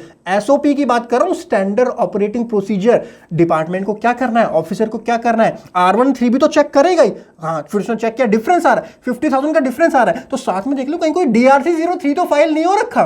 DRC 03, अगर DRC 03 फाइल हो रखा है उस ईयर में उस पीरियड के लिए 50,000 रुपये का, सर केस तो सॉल्व हो गया। फिर नोटिस इशू करके क्यों कंप्लायंस कॉम्प्लेक्सिटी बढ़ा रहे हो खाम का? ये SOP के अंदर बात लिखी हुई थी। इसीलिए जो मैंने आपको बताया ना केस कि सर अगर आपके R1 3B में डिफरेंस है, रहने दो, कोई दिक्कत नहीं है, कोई दिक्कत नहीं। नोटिस आता है, आने दो, आप DRC 03 की कॉपी लगा के रिप्लाई कर दो और वो SOP रिप्लाई कर दो कि भाई वो अपने SOP वो खुद ही फॉलो नहीं कर रहे डिपार्टमेंट वाले। अब खैर वो क्यों नहीं कर रहे वो तो नहीं कह सकते, ऐसे नहीं भेजते। वैसे अगर आपने DRC 03 से पे किया तो उसको जरूर कंसिडर किया जाता है। ठीक है, चलिए सर 3 केस मैंने आपके साथ डिस्कस किए। अब ऐसा थोड़ी कि 3 केस, मैंने तो भाई बहुत सारे केसेस से ये मेन 3 केस उठाए हैं। हो सकता है आपको इसके अलावा भी और कोई केस आपके सामने आता हो, और कोई चैलेंज आपके सामने आता हो सर, तो मुझको ज़रूर एक बार बता दीजिए, कमेंट करके बता दीजिए या मेरे से क्वेरीज पूछ लीजिए, मैं ट्राई करूँगा उसको भी रिजॉल्व करने का। और अच्छी क्वेरी हुई तो ज़रूर उस पर वीडियो भी बना देंगे सर, टेंशन नहीं लेते। ठीक है सर, R1 का B2B हमने चेक कर लिया, उसके बाद debit note credit note check कर लो, ये भी आपके मैच होने चाहिए पूरे, आपने दिखाया या नहीं दिखाया क्रेडिट नोट जो होता है। उसके बाद B2C वाली जो होती है वो टेबल नंबर 7 के अंदर होती है। टेबल 7 हमारा 0 है यहाँ पर, टेबल 8 और बाकी सारी डिटेल्स आप चेक कर लो। ये आपका अमेंडमेंट B2B इन्वॉइसेस में अमेंडमेंट हमने ये की है, एंड उसके बाद में अमेंडमेंट B2C लार्ज की ये है, और ये सारी हमारी अमेंडमेंट्स हैं। ठीक है, तो ये सारी डिटेल आपकी यहाँ पर आ गई, जो इन्वॉइसेस आपके GSTR 1 की समरी यहाँ पर जनरेट कर ली। इसको एक बार आप मैच कर लो अपने बुक से और ये चेक कर लो किस तरीके से आपको उसकी एडजस्टमेंट करनी है, कैसे उसको ठीक करना है। मैंने आपको स्टार्टिंग बताया ना, GSTR 9 में बहुत लिमिटेड चीज़ें आप ठीक कर सकते हो, बहुत लिमिटेड चीज़ें आप ठीक कर सकते हो। आप GSTR 1 अगर गलती R1 में हुई है तो यार R1 में ट्राई करो ना फ्यूचर पीरियड में उसको ठीक करने का। 3B में कोई गलती हुई है तो 3B में फ्यूचर पीरियड में ट्राई करो ना उसको ठीक करने का। अब एक और गलती होती है, चलो डिस्कस कर लेता हूँ। अब ये तो बहुत सिली सी मिस्टेक हो जाती है कि सर हमने एक काम किया, R1 में एक 0 ज़्यादा लगा दी, लो लिखना था 10 लाख, लिख दिया 1 करोड़। अब 1 करोड़ की लायबिलिटी तो पे नहीं करोगे ना। जब लाला को फोन किया कि सर पेमेंट करा दो, लाला के तो बाल खड़े हो गए जैसा मेरे खड़े कि भाई है इतनी पेमेंट कैसे हो गई, इतनी की तो सेल ही नहीं हुई है। फिर आपने देखा ओहो ये तो गलती हो गई, वो मौत निकल गई, एक 0 ज़्यादा लगा दिया GSTR 1 के अंदर भैया, तो GSTR 3B में तो लायबिलिटी ऑब्वियसली ज़्यादा आ जाएगी, ऑटो पॉपुलेट होकर के पूरी पे करवा दोगे? नहीं सर, आप तो जो करेक्ट है वही पे करवाओगे। फिर से लाल पीली हो जाएगी GSTR 3B। अब लाल पीली हो जाएगी तो डिफरेंस भी ज़्यादा आ जाएगा। 10 लाख और 1 करोड़ में 90 लाख का डिफरेंस होता है भाई, तुरंत नोटिस आएगा GST डिपार्टमेंट की तरफ से। अब नोटिस से थोड़ी डरना होता है भाई, नोटिस से थोड़ी डरोगे, नोटिस आया तो रिप्लाई कर दो, क्लैरिकल मौतें निकल गई लिख दो। नहीं प्रोफेशनल तरीके से कि ऐसे ऐसे मिस्टेक हो गई, ये इन्वॉइसेस हमने इशू, इन्वॉइसेस की डिटेल दे दो, टोटल बता दो, इतना इन्वॉइस हमारा एक्चुअल था। GSTR 1 में गलती से हमने इस एक इन्वॉइस के अंदर 1 0 ज़्यादा लगा दिया था, 10 लाख का इन्वॉइस था, हमने 1 0 ज़्यादा लगा दिया तो वो 1 करोड़ हो गया। इसी वजह से ये इशू आ रहा है और क्लैरिकल एरर थी, तो जरूर डिपार्टमेंट समझेगा, क्यों नहीं समझेगा, गलतियाँ तो हो ही जाती है ना भाई। अब उसके लिए तो वही सॉल्यूशन है, अब उसके लिए कुछ एडजस्टमेंट के भाई 1 0 ज़्यादा लगा दिया। और अच्छा तो यहाँ पे कितना लोगे बताओ, यहाँ 1 करोड़ लोगे, यहाँ पे उस इनवॉइस की वैल्यू GSTR 9 के अंदर कितनी लोगे, 1 करोड़ लोगे या 10 लाख लोगे? सर एक्चुअल लो ना, जो एक्चुअल चीज़ है वो तो दिखाओ। R1 में गलती करती तो क्या 9 में भी गलती करोगे? नहीं, R1 में इसमें GSTR 9 के अंदर कितना दिखाओ, GSTR 9 में जो दिखाओगे उस इनवॉइस की वैल्यू वो 10 लाख रुपीज़ दिखाओ। लिए सर नो, ठीक है सर। R1 से रिलेटेड चीज़ें आपको समझ में आई। अगर आपका ये मैच हो जाता है, आपके पास जो डिफरेंस है उसका जस्टिफिकेशन है और डिफरेंस को आप एडजस्ट कर देते हो, आपको पता है मैंने कहां का एडजस्ट किया, एक स्टेटमेंट बनाइए एक्सेल के अंदर प्यारी सी, बुक्स में इतना है हमारी टर्नओवर और GSTR 1 की समरी में इतनी आ रही है, डिफरेंस निकालो। बस डिफरेंस को क्या करना है, आपको डिफरेंस के रीजंस पता करने हैं, कितने इनवॉइसेस का डिफरेंस आ रहा है, क्यों डिफरेंस आ रहा है। अगर वो डिफरेंस 9C में ठीक होने वाला है, मतलब नॉन GST सप्लाई या ऐसी सप्लाई है जो 9C से ठीक हो जाएगी, तो उसको कोई दिक्कत नहीं है, वो तो 9C में जाकर के आप उसको ठीक कर दोगे। ऐसा डिफरेंस है जो कि गलती से हुआ, कुछ क्लैरिकल एरर से हुआ, कुछ आपने इधर उधर मिस कर दिया, तो उसकी एडजस्टमेंट्स मैंने आपको बता दी किस तरीके से करनी होती है। वीडियो को एक बार दोबारा से देख लीजिएगा, नोट कर लीजिएगा। 3 केस मैंने आपके साथ डिस्कस किए हैं, तीनों के सॉल्यूशन भी आपको बता दिया किस तरीके से करना है। क्योंकि लास्ट ईयर मेरे पास कंप्लेंट आई कि सर आपने प्रैक्टिकल चैलेंज तो डिस्कस ही नहीं किए, फॉर्म खाली सिखा दिया। चलो अब आपने ये चेक कर लिया कि सर GSTR 1 मेरा बिल्कुल चंगा है, बिल्कुल मस्त है, कोई दिक्कत नहीं है, अरे भाई लॉग आउट मत हो। अब आ जाइए टेबल नंबर 4 देखिए GSTR 9 की, जहां पर आपको देना होता है detail of advance, inward and outward supply made during the financial year on which tax is payable, यानी वो सप्लाई आपको देनी है। देखिए एडवांस की डिटेल देनी है। अच्छा, एडवांस की डिटेल तो आपको वहां भी देनी होती है ना, कहाँ देनी होती है एडवांस की? जीएसटीआर 1 में भी तो देनी होती है। जीएसटीआर 1 वाला सेशन चेक कर लेना, टेबल नंबर 11A होती है और 11B में उसकी एडजस्टमेंट होती है। एडवांस ऑन सर्विसेज के ऊपर आपको देना होता है, गुड्स के ऊपर एग्जाम्प्ट होता है, सर्विस पे आपको देना होता है। Inward and outward supply made during the financial year on which tax is payable. ठीक है, इनवर्ड वाली कौन सी होगी देखते हैं अभी। चलो आओ, सबसे पहले आपको देना supply made to unregistered person. अब ये वैल्यू आती कहां से, ड्राइव कहां से होकर के आती है? अगर आपको देखना हो ना, एक बार हेल्प पे क्लिक कर लीजिएगा, यहां पे आपको पता चल जाएगा। तो पॉइंट नंबर 4A देखो, supply made to unregistered person, यानी B2C वाली सप्लाई। Aggregate value of supply made to customer and unregistered person B2C supply on which tax is paid has been declared table. छोड़ो ना, इतनी कहानी क्यों पढ़नी है, मैं आपको समझा देता हूं ना ऐसे यार। ये समरी निकाली है पूरे साल की, इसकी टेबल नंबर 7, इसकी टेबल नंबर 7। अब इस टेबल 7 को एक बार अपनी बुक से भी चेक कर लेना भाई, एक बार बुक से भी चेक कर लेना, वो मैच हो रही है। मतलब बुक्स में तो खैर ऐसे आप अलग अलग अगर करते हो रजिस्टर्ड अनरजिस्टर्ड तो कर लेना, वरना बाय फर्क इन दोनों को ऐड करके आपको मैच करना पड़ेगा। ये इसमें से माइनस करोगे डेबिट नोट क्रेडिट नोट, और जो B2C सप्लाई इसको आप ऐड करोगे, वो आपका टोटल टर्नओवर आएगा, वो आपका मैच होना चाहिए यहाँ पर। ठीक है, सो हमारे केस में 0-0 है तो यहाँ पे 0-0 आ गया। उसके बाद supply made to registered person को आपने कितनी सप्लाई की है, तो अगर आपने 14 लाख की है तो आपको यहाँ पर 14 लाख डालना है सर। अगर 2 इनवॉइस मिस हुए तो उसका ट्रीटमेंट मैंने आपको समझा दिया, उन 2 इनवॉइसेस का ट्रीटमेंट कैसे करोगे। R1 में नहीं किया, 3B में कर दिया, 3B में कर दिया, R1 में नहीं किया, उसका ट्रीटमेंट भी मैंने आपको समझा दिया। यहाँ पर जो टैक्सेबल वैल्यू आएगी वो 21-22 की करेक्ट टैक्सेबल वैल्यू जो है, करेक्ट अमाउंट जो है वही यहां पर डालनी है आपको, गलत अमाउंट यहां पर मत डालना। सर नोटिस आ जाएगा, नोटिस से कभी मत डरा करो, मैं बार बार रिपीट यही चीज करता हूं यार। कैसे टैक्स प्रोफेशनल हो, नोटिस से डर रहे हो? मेरा कॉल आता है सर नोटिस आ जाएगा तो क्या करें? अरे नोटिस से डरने का काम है एक टैक्स पेयर का, एक इंडिविजुअल का। टैक्स प्रोफेशनल का काम नोटिस से डरना नहीं होता सर। टैक्स प्रोफेशनल का काम होता है कि नोटिस, अब खैर मैं ऐसे क्या बोलूं, चलो पढ़ो। जहां चाह है वहीं तो राह है, जहां अपॉर्चुनिटी है वहीं तो चलो, वरना रिटर्न तो भाई आजकल हर कोई कर लेता है ऑनलाइन देख करके है ये बताओ, अब GST 9 में सिखा रहा हूँ, कोई इंडिविजुअल पर्सन देखेगा तो देखे कर लेगा ना, लेकिन जो प्रैक्टिकल चैलेंज है ये उसको समझ नहीं आएंगे, ये उसी को समझ में आएंगे जो काम करता है। अगर आप काम करते हो ना, आप निपटाते हो 50, 100, 150, 200, 500 रिटर्न, तो आपको पता है मैंने क्या क्या डिस्कस किया, क्या क्या इश्यूज आते हैं और कैसे उसको सॉल्व करना है। अगर आप एक इंडिविजुअल हो तो आपके ऊपर से गई होगी वो बातें, इतना भी मुझको पता है। हाँ ये जरूर समझ में आ जाएगा कि हाँ सर, अच्छा मैं टू रजिस्टर्ड पर्सन, अच्छा यहाँ से ये आ रहा है, अच्छा ये तो मैच हो गया, चलो फाइल कर देते हैं। ऐसा नहीं होता, मैच हो करके फाइल करने वाली बात नहीं होती। जो एक्चुअल अमाउंट है, जो करेक्ट अमाउंट है, वो आपको यहाँ पर रिपोर्ट करनी होती है। ठीक है, चलिए। अच्छा मुझे कमेंट करके बताना आपको मेरी वीडियो ऐसा लगता है कि थोड़ी लंबी हो रही है। मैं ट्राई करता हूँ वीडियो को थोड़ा एंगेजिंग बनाऊँ और अच्छे से चीज़ों को एक्सप्लेन करूँ, क्योंकि डिटेल में एक्सप्लेन करना ये मेरी थोड़ी अच्छी आदत बोल लो या गंदी आदत बोल लो, लेकिन मुझे चीज़ों के अंदर घुसना पसंद है। मतलब जब तक कंसेप्ट बिल्कुल क्लैरिटी नहीं होती ना, बिल्कुल इन डेप्थ में क्लैरिटी नहीं होगी किसी टॉपिक के ऊपर, तब तक मैं एक चीज़ तो उस पर वीडियो बनाता ही नहीं हूँ। जब बनाता हूँ तो बिल्कुल घुस के बनाता हूँ सर। सो आपको क्या लगता है, मेरे को वीडियो थोड़ी छोटी करनी चाहिए, नहीं करनी चाहिए? एक बार कमेंट करके बता देना, आपका मैं ओपिनियन और राय जानना चाहूँगा। चलिए, तो रजिस्टर्ड पर्सन की जो है हमारे केस में खैर कोई इशू नहीं है। तो जो हमारी ये सप्लाई आई है 13,56,272.36 4463। अच्छा ये माइनस वाला अभी माइनस नहीं करना, ये माइनस कहाँ होगा अभी बताऊंगा माइनस कहाँ करना है। ये आपकी B2B वाली इनवॉइस जो होती है ना, B2B की जो आपने सेल की है वो आपको यहाँ पर आता है। उसके बाद जीरो डेट सप्लाई अगर आपके, वो यहाँ पर आ जाएगी।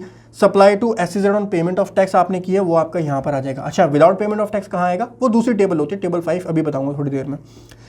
देन हमारा E है डीम्ड एक्सपोर्ट, डीम्ड एक्सपोर्ट आपको यहाँ डालना होता है। F है advance on which tax has been paid but invoice has not been issued, not cover under A to E। तो पॉइंट नंबर F के अंदर देखिए क्या होता है, मैं आपको थोड़ा GSTR 1 की टेबल 11 समझा देता हूँ।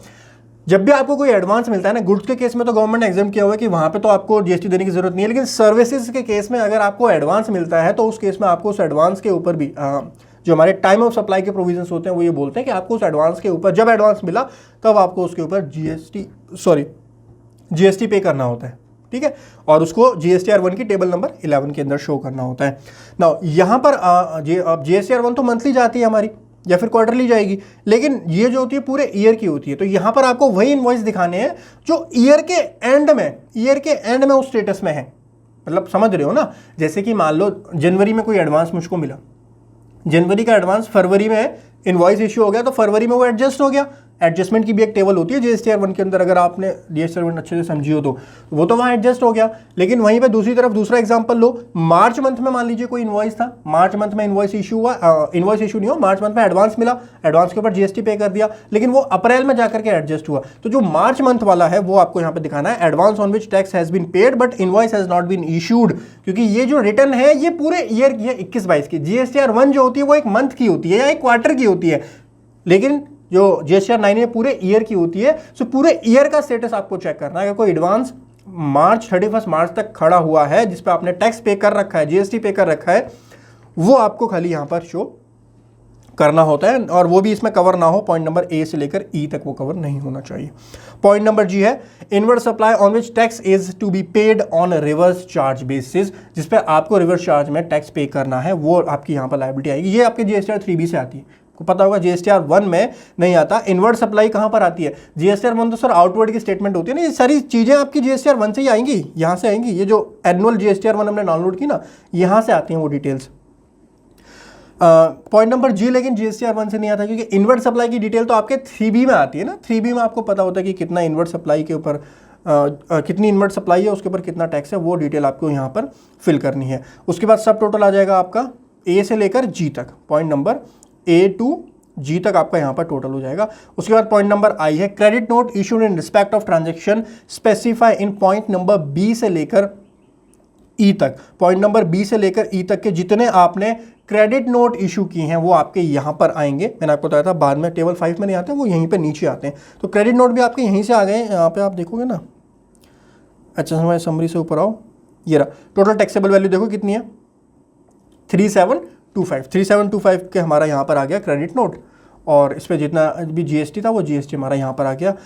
फिर पॉइंट नंबर जे है debit note issue in respect of, जो डेबिट नोट होंगे वो आपके यहाँ पर आ जाएंगे। Supply tax declare through amendment के थ्रू जो सप्लाई आपने डिक्लेयर की है वो यहाँ पर आ जाएंगी, और सप्लाई जो कि अमेंडमेंट के थ्रू रिड्यूस हुई है। अमेंडमेंट में आप सप्लाई को इंक्रीज भी कर सकते हो और रिड्यूस भी कर सकते हो, तो जो इंक्रीज हुई है वो आपकी यहाँ पर आ जाती है के में, और जो डिक्रीज हुई है वो एल के अंदर आ जाती है। देन आपका सब टोटल आ जाता है आई से लेकर एल तक का, तो ये हमारा माइनस में आ रहा है। तो supply and advance on which tax is to be paid वो हमारा आ जाएगा एच और एम को ऐड करके। तो एच हमारा ये आया था सब टोटल ए से जी का, इसमें से जो पॉइंट माइनस होने थे वो माइनस होके हमारा सप्लाई आ जाएगी advance on which tax is to be pay, इतने के ऊपर हमको टैक्स की पेमेंट करनी थी, तो वो हमारा टोटल यहाँ पर आ जाएगा।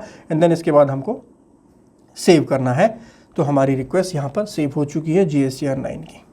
चलिए सर, उसके बाद टेबल नंबर 4 हमने सीख ली। टेबल नंबर 5 में आइए, detail of outward supply made during the financial year on which tax is not payable. अब यहाँ पर आपको वो सप्लाई देनी है जिस पर टैक्स पेबल नहीं होता, जैसे कि आपने एक्सपोर्ट किया है तो आपकी एक्सपोर्ट की सप्लाई पे टैक्स नहीं देना होता।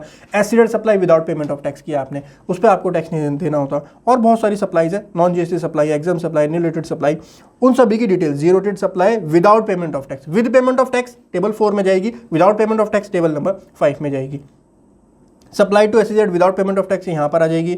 Supply on which tax to be paid by the reverse recipient, यानी ऑन रिवर्स चार्ज बेसिस। देखो अब ध्यान से सुनो मेरी बात को, ये आपकी सप्लाई है, आपकी सेल है। जो हमने अभी टेबल नंबर 4 में पढ़ा था ना आरसीएम वाला पॉइंट, वो आया था जीएसटीआर 3B से, यानी इनवर्ड सप्लाई थी। वो इनवर्ड सप्लाई जिसके ऊपर हमको टैक्स देना था, इनवर्ड सप्लाई जो इस पर हमको टैक्स देना था। ये जो बात की जा रही है पॉइंट नंबर सी की, ये है आउटवर्ड सप्लाई। ये क्या है? आउटवर्ड सप्लाई, जिस पर रिसिपेंट को टैक्स देना है, लेकिन ये सप्लाई तो मेरी है ना भाई, टैक्स उसको देना है, खाली जीएसटी उसको देना है, लेकिन सप्लाई तो वो मेरी है। ठीक है, एग्जम्प्ट आ जाएगी। देन पॉइंट ई में नील रेटेड है, पॉइंट 5 में है आपका नॉन जीएसटी सप्लाई, पॉइंट जी में है सब टोटल आपका ए से लेकर एफ तक का ये सब टोटल आ गया। उसके बाद क्रेडिट नोट इसके रिस्पेक्ट में जो इशू हैं वो यहाँ आ जाएंगे, डेबिट नोट जो इसके रिस्पेक्ट में इशू हैं वो यहाँ आ जाएंगे, और उसके बाद सप्लाई डिक्लेयर थ्रू अमेंडमेंट इसके रिस्पेक्ट में जो ये जो सप्लाईज हैं इसकी अमेंडमेंट है, अगर वो प्लस होती हैं तो यहाँ आ जाएंगी, माइनस होती हैं तो पॉइंट के में आ जाएंगी। देन एच से लेकर के तक, एच से लेकर के तक का सब टोटल आ जाएगा, and then G plus L को ऐड करके हमारी वो टर्नओवर आ जाएगी जिस पे टैक्स नहीं पे करना है। उसके बाद टेबल नंबर 4 और टेबल नंबर 5 का जो आया लास्ट वाला टोटल, उसको ऐड कर दिया गया यहाँ पर पॉइंट एन के अंदर। तो ये हमारी टोटल टर्नओवर निकल करके आ गई, टोटल टर्नओवर इंक्लूडिंग एडवांस भी है, ध्यान रखिएगा। आप कंफ्यूज मत हो जाना, एडवांस आपकी इस ईयर की टर्नओवर थोड़ी, अकाउंटिंग कंसेप्ट्स लगाओ। अकाउंटिंग कंसेप्ट में मार्च में आपको मान लीजिए वो मिल गया एडवांस मिल गया, तो क्या वो आपकी टर्नओवर बन गई? नहीं सर, टर्नओवर तो वो नेक्स्ट ईयर की बनेगी ना जाकर के। तो इसीलिए यहाँ पर नोट दिया हुआ है एक कि भाई टोटल टर्नओवर तो है इंक्लूडिंग एडवांस, एडवांस भी इसमें आपका इंक्लूड है जो कि नेक्स्ट ईयर का हो सकता है। ठीक है ना, उसके बाद ये आपकी वैल्यू आ जाएगी और उसके ऊपर टैक्स जो है वो आपका ऑटो पॉपुलेट होकर के यहाँ पर आ जाएगा। इस टेबल को भी आप फिर क्या करेंगे सर, इस टेबल को भी हम सेव कर देंगे। Back to GSTR 9। दो टेबल समझ चुके हैं जो कि आउटवर्ड सप्लाई से रिलेटेड थी। एक में हम डिटेल डालते हैं जहां पर आपको टैक्स पे करना होता है, और एक में डिटेल टेबल 5 में डालते हैं वो सप्लाई जिस पर टैक्स की पेमेंट नहीं होती, टैक्स पेबल नहीं बनता है आपका। देन हमारा आता है टेबल नंबर 6। सर ध्यान से बहुत ध्यान से नोट ले लो, पेन ले लो हाथ में, क्योंकि अब बहुत ही टिपिकल वाले पॉइंट आने वाले हैं आईटीसी से related. Detail of ITC avail. अब ये तो भाई आप मान के चलो 99% क्लाइंट के केस में कभी आपका मैच नहीं होगा, यहां पे कुछ ना कुछ दिक्कत ऊपर नीचे इधर उधर आपकी जरूर आएगी। ठीक है, चलिए detail of ITC avail during the financial year. ये क्या है? जो आईटीसी आपने अवेल किया। अब आपको पता होना चाहिए कि आईटीसी अवेल कहां करते हैं, आईटीसी यूटिलाइज कहां करते हैं। अच्छा, मेरा आपसे क्वेश्चन है, मुझे आंसर दीजिएगा नीचे कमेंट सेक्शन में। जीएसटीआर 3B टेबल जो होती है, अब हमको जीएसटीआर 3B खोलनी पड़ेगी क्योंकि आईटीसी की डिटेल हमको जीएसटीआर 3B के अंदर मिलेगी। ये 3B की समरी आ गई पूरे साल की, जो आपने पूरे साल में 3B फाइल की उसकी समरी सर आपकी यहां पर ये आ चुकी है। इसको देखिए अब ध्यान से, ये आपकी वो पूरे साल की समरी है। अच्छा, आपसे मैं क्वेश्चन पूछ रहा था कि इनपुट टैक्स क्रेडिट को यूटिलाइज आप कौन सी टेबल में करते हैं जीएसटीआर 3B की।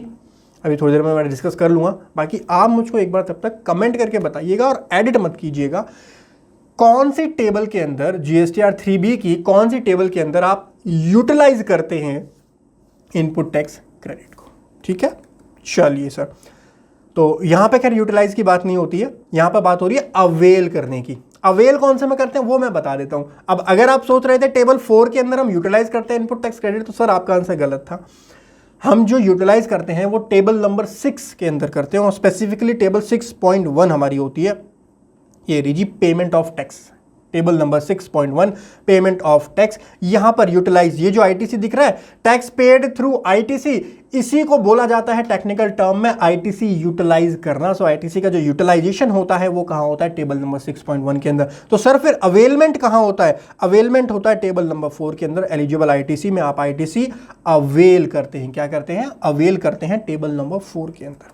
चलिए सर, तो यहां पे हमको डिटेल देनी होती है, यहां पर थोड़ा सा बाइफर्केशन देना होता है कि जो आईटीसी आपने अवेल किया वो कैपिटल गुड्स के रिस्पेक्ट में था, वो इनपुट के रिस्पेक्ट में था, या फिर वो इनपुट सर्विस के रिस्पेक्ट में था। तो ये बाइफर्केशन आपको यहां पर देना होता है। इसका सॉल्यूशन ये होता है कि जब भी आप इनपुट को बुक कर रहे हो अपने टैली के अंदर या बिजी के अंदर किसी अकाउंटिंग सॉफ्टवेयर में, तो इनपुट को आप कैटेगराइज कर लीजिए सो दैट आपको वो इजीली डेटा मिल जाए कि वो इनपुट, अगर खाली इनपुट है परचेज रिलेटेड है तो आप उसको इनपुट जीएसटी डाल दो, अगर वो आपका कैपिटल गुड्स है तो इनपुट सीजी करके उसको डाल दो, अगर उसका है सर्विस का है तो इनपुट एस करके डाल दो, और फिर आगे रेट करके आप जैसे भी इनपुट करते हो उसको कर लो। तो आप इस तरीके से अगर सेग्रीगेट कर दोगे तो आपके लिए ईजी रहेगा आइडेंटिफाई करना कि कितना इनपुट जो है वो किस किस के लिए मैंने यूज़ किया है, कितना कैपिटल गुड्स का था, कितना इनपुट मेरा सर्विसेज से है, कितना इनपुट मेरा जो नॉर्मल इनपुट्स है उससे के थ्रू है।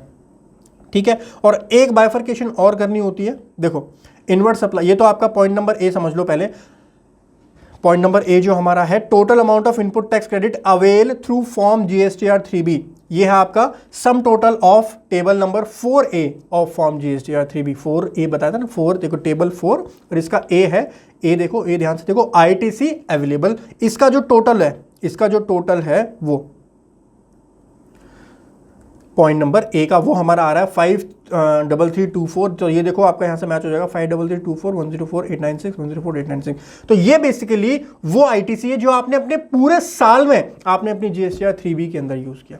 पूरे ईयर के अंदर आपने अपनी जीएसटीआर 3B में जो अवेल किया है आईटीसी, जो आईटीसी अवेल किया है वो ये है।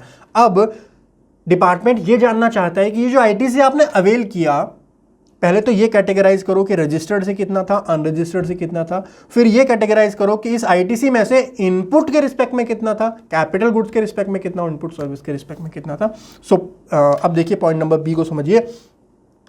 Inward supply other than import and inward supply liable to reverse charge but includes services from SEZ. So वो inward supply other than import and inward supply liable to reverse charge but include services received from SEZ. So inward supply, normal inward supplies जो होती हैं आपकी, normal inward supplies वो आपकी आती हैं point number B के अंदर. पॉइंट सी के अंदर आती है इनवर्ड सप्लाई जो कि अनरजिस्टर्ड पर्सन से रिसीव हुई है, जो कि अनरजिस्टर्ड पर्सन से रिसीव हुई है, liable to reverse charge, liable to reverse charge, जिस पे आपने रिवर्स चार्ज के अंदर पे किया है. जो मैंने आपको बताया था GSTR 3B की टेबल नंबर 3 के अंदर रिवर्स चार्ज जो आप पे करते हो तो उस रिवर्स चार्ज का इनपुट भी तो क्लेम करते हो ना सर. ये रहा ना. अरे इतनी कन्फ्यूजन क्यों रखते हो. ये रहा, ये देखिए point number 3, inward supply liable to reverse charge. जो रिवर्स चार्ज आपने पे किया उसका इनपुट भी तो क्लेम किया होगा यहाँ पर, तो वही हमको यहाँ पर पॉइंट नंबर सी के अंदर क्लासीफाई करना होता है. पॉइंट नंबर डी के अंदर आता है inward supply receive from registered person liable to reverse charge other than B on which tax is paid and ITC avail, आपने जिसके ऊपर किया है अदर देन पॉइंट, और बी के अलावा जो पॉइंट होता है यानी बेसिकली जो सर्विस SEZ से रिसीव होती है उसका इनपुट जो है वो आपका यहाँ पर जाता है, इंक्लूड नहीं, SEZ वाला पॉइंट ई में जाता है. पॉइंट नंबर बी के अलावा जो आपने रजिस्टर्ड पर्सन से रिसीव किया जिस पे लायबल टू रिवर्स चार्ज था other than B on which tax is paid and ITC avail.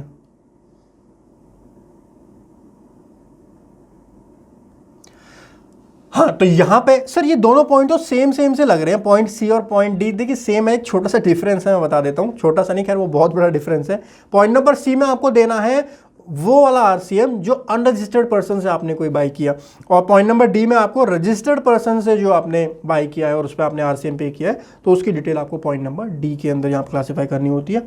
और इसके अलावा नॉर्मल जो इनपुट होता है वो पॉइंट बी में आपका जाता है, और SEZ के ऊपर सप्लाईज के ऊपर जो आपका एक्सपोर्ट ऑफ गुड्स के ऊपर इनपुट होता है पॉइंट नंबर ई के अंदर आता है. इंपोर्ट ऑफ सर्विसेज का जो इनपुट होता है वो पॉइंट नंबर एफ के अंदर आता है. ISD का इनपुट पॉइंट नंबर जी के अंदर आता है. Amount of ITC reclaim under the provisions of act वो आपको यहां पर डालना होता है. यानी अब रिक्लेम का मतलब होता क्या है, देखो ये वाला पॉइंट ना मैंने एक कुछ दिनों पहले एक वीडियो बनाई थी और गवर्नमेंट ने प्रपोज किया है, कंसेप्ट पेपर आए थे नए GSTR 3B के. अगर आपने वो न्यू GSTR 3B वाली मेरी वीडियो देखी है वहां मैंने बहुत डिटेल में डिस्कस किया है कि ITC रिक्लेम क्या होता है. अभी तक ITC रिक्लेम हमारा GSTR 9 के अंदर ही होता था, 3B के अंदर कहीं देखने को मिलता नहीं है ITC रिक्लेम. वैसे वहां भी एक कंसेप्ट है जो हम यूज़ करते हैं, लेकिन वो आप पोर्टल पर देखोगे तो आप ये टेबल 4 देखो, इसमें कहीं आपको ITC रिक्लेम दिख रहा है, कहीं नहीं दिख रहा. जो कंसेप्ट पेपर आए थे वहां पे इस चीज को बहुत ही डिटेल में एक्सप्लेन किया था कि ITC रिक्लेम क्या है, किस तरीके से उसको यूज करना है. सो फॉर एग्जांपल के लिए मैं आपको दे देता हूं कि 180 डेज के अंदर हमको इनवॉइस की पेमेंट करनी होती है. अगर हम उस इनवॉइस की पेमेंट 180 डेज में नहीं करते तो सेक्शन 16 बोलता है कि आप उसका इनपुट क्लेम करने के लिए एलिजिबल नहीं है और आपको वो ITC रिवर्स करना पड़ेगा. करेक्ट, समझ गए. आपने वो ITC रिवर्स कर दिया. ITC मान लीजिए वो कितने का इनवॉइस था, वो इनवॉइस उसके ऊपर 5000 का इनपुट था, वो इनपुट आपने रिवर्स कर दिया. उसके बाद में तो यहाँ से माइनस हो गया होगा 5000, आपका यहाँ से माइनस होगा क्योंकि आपने उसको रिवर्स कर दिया. अब आप उसको रिक्लेम कर रहे हो तो रिक्लेम करने के लिए अभी तक तो हम उसको यहीं डाल दें, ऑल अदर ITC में उसको डाल देते हैं, लेकिन जो नया GSTR 3B आ रही है, जो कंसेप्ट पेपर आए हैं वहाँ पे बोला हुआ है उसके लिए अलग से टेबल दी हुई है. वही टेबल किस लिए दी हुई है, वो टेबल यहां पे आइडेंटिफाई करने के काम आएगी. GSTR 9 में आपकी हेल्प करेगी वो ये आइडेंटिफाई करने में कि कितना ITC आपने रिक्लेम किया है. सर बहुत मजा आता है जब चीजों को आप इंटरलिंक करते हो ना. वो कंसेप्ट पेपर का रिक्लेम वाला पॉइंट आपको जरूर एक बार पढ़ लेना चाहिए इस पॉइंट H को समझने के लिए. सो वो 5000 फिर मैं यहां नहीं दिखाऊंगा, ऊपर नहीं दिखाऊंगा, वो 5000 में दिखाऊंगा यहां पर पॉइंट नंबर H के अंदर. बोलिए यस और नो. यस सर, समझ में आ गया ये पॉइंट. पॉइंट नंबर आई है सब टोटल B से लेकर H तक का. B का है, B से लेकर के H तक का सब टोटल आपका यहाँ पर आ जाएगा.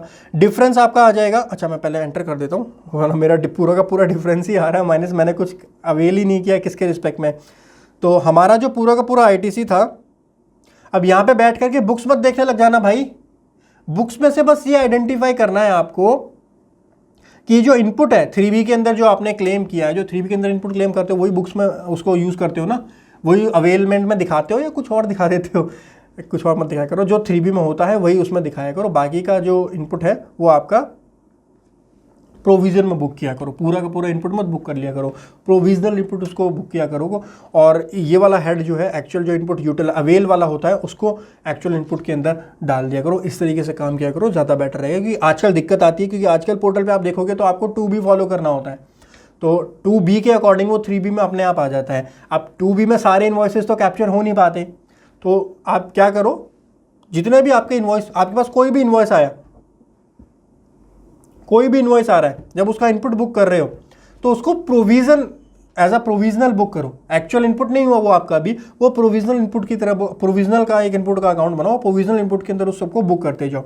उसके बाद में जब उसका अवेलमेंट कब होता है, अवेलमेंट होता है तो अवेलमेंट पूरे का पूरा नहीं होता है, जितना आपका अवेल हो रहा है प्रोविजन से उतना ट्रांसफर कर लो अपने एक्चुअल इनपुट के अंदर, और उस इनपुट को एडजस्ट करवा दो जीएसटी पेबल से। समझ रहे हो मैं क्या बोलना चाह रहा हूँ, मेरी बातों को समझ रहे हो? अकाउंटिंग का कंसेप्ट बता रहा हूँ। अकाउंटिंग में कोई इनवॉइस आ रहा है उसको एज डायरेक्ट इनपुट बुक मत करो, क्योंकि इनपुट अवेल आपने उस अभी डायरेक्टली कर लोगे तो 3B में दिक्कत आएगी ना। 3B में सारा का सारा तो अवेल कर नहीं पाओगे, जो 2B में होगा वही अवेल कर पाओगे। तो जितने इनवॉइसेस 2B में आ रहे हैं वो सारे इनवॉइसेस का टोटल करके उसको बुक करके डाल दो। कहाँ पर? आईटीसी जो आपने अवेल करा या आईटीसी अवेलेबल करके उसके अंदर डाल दो।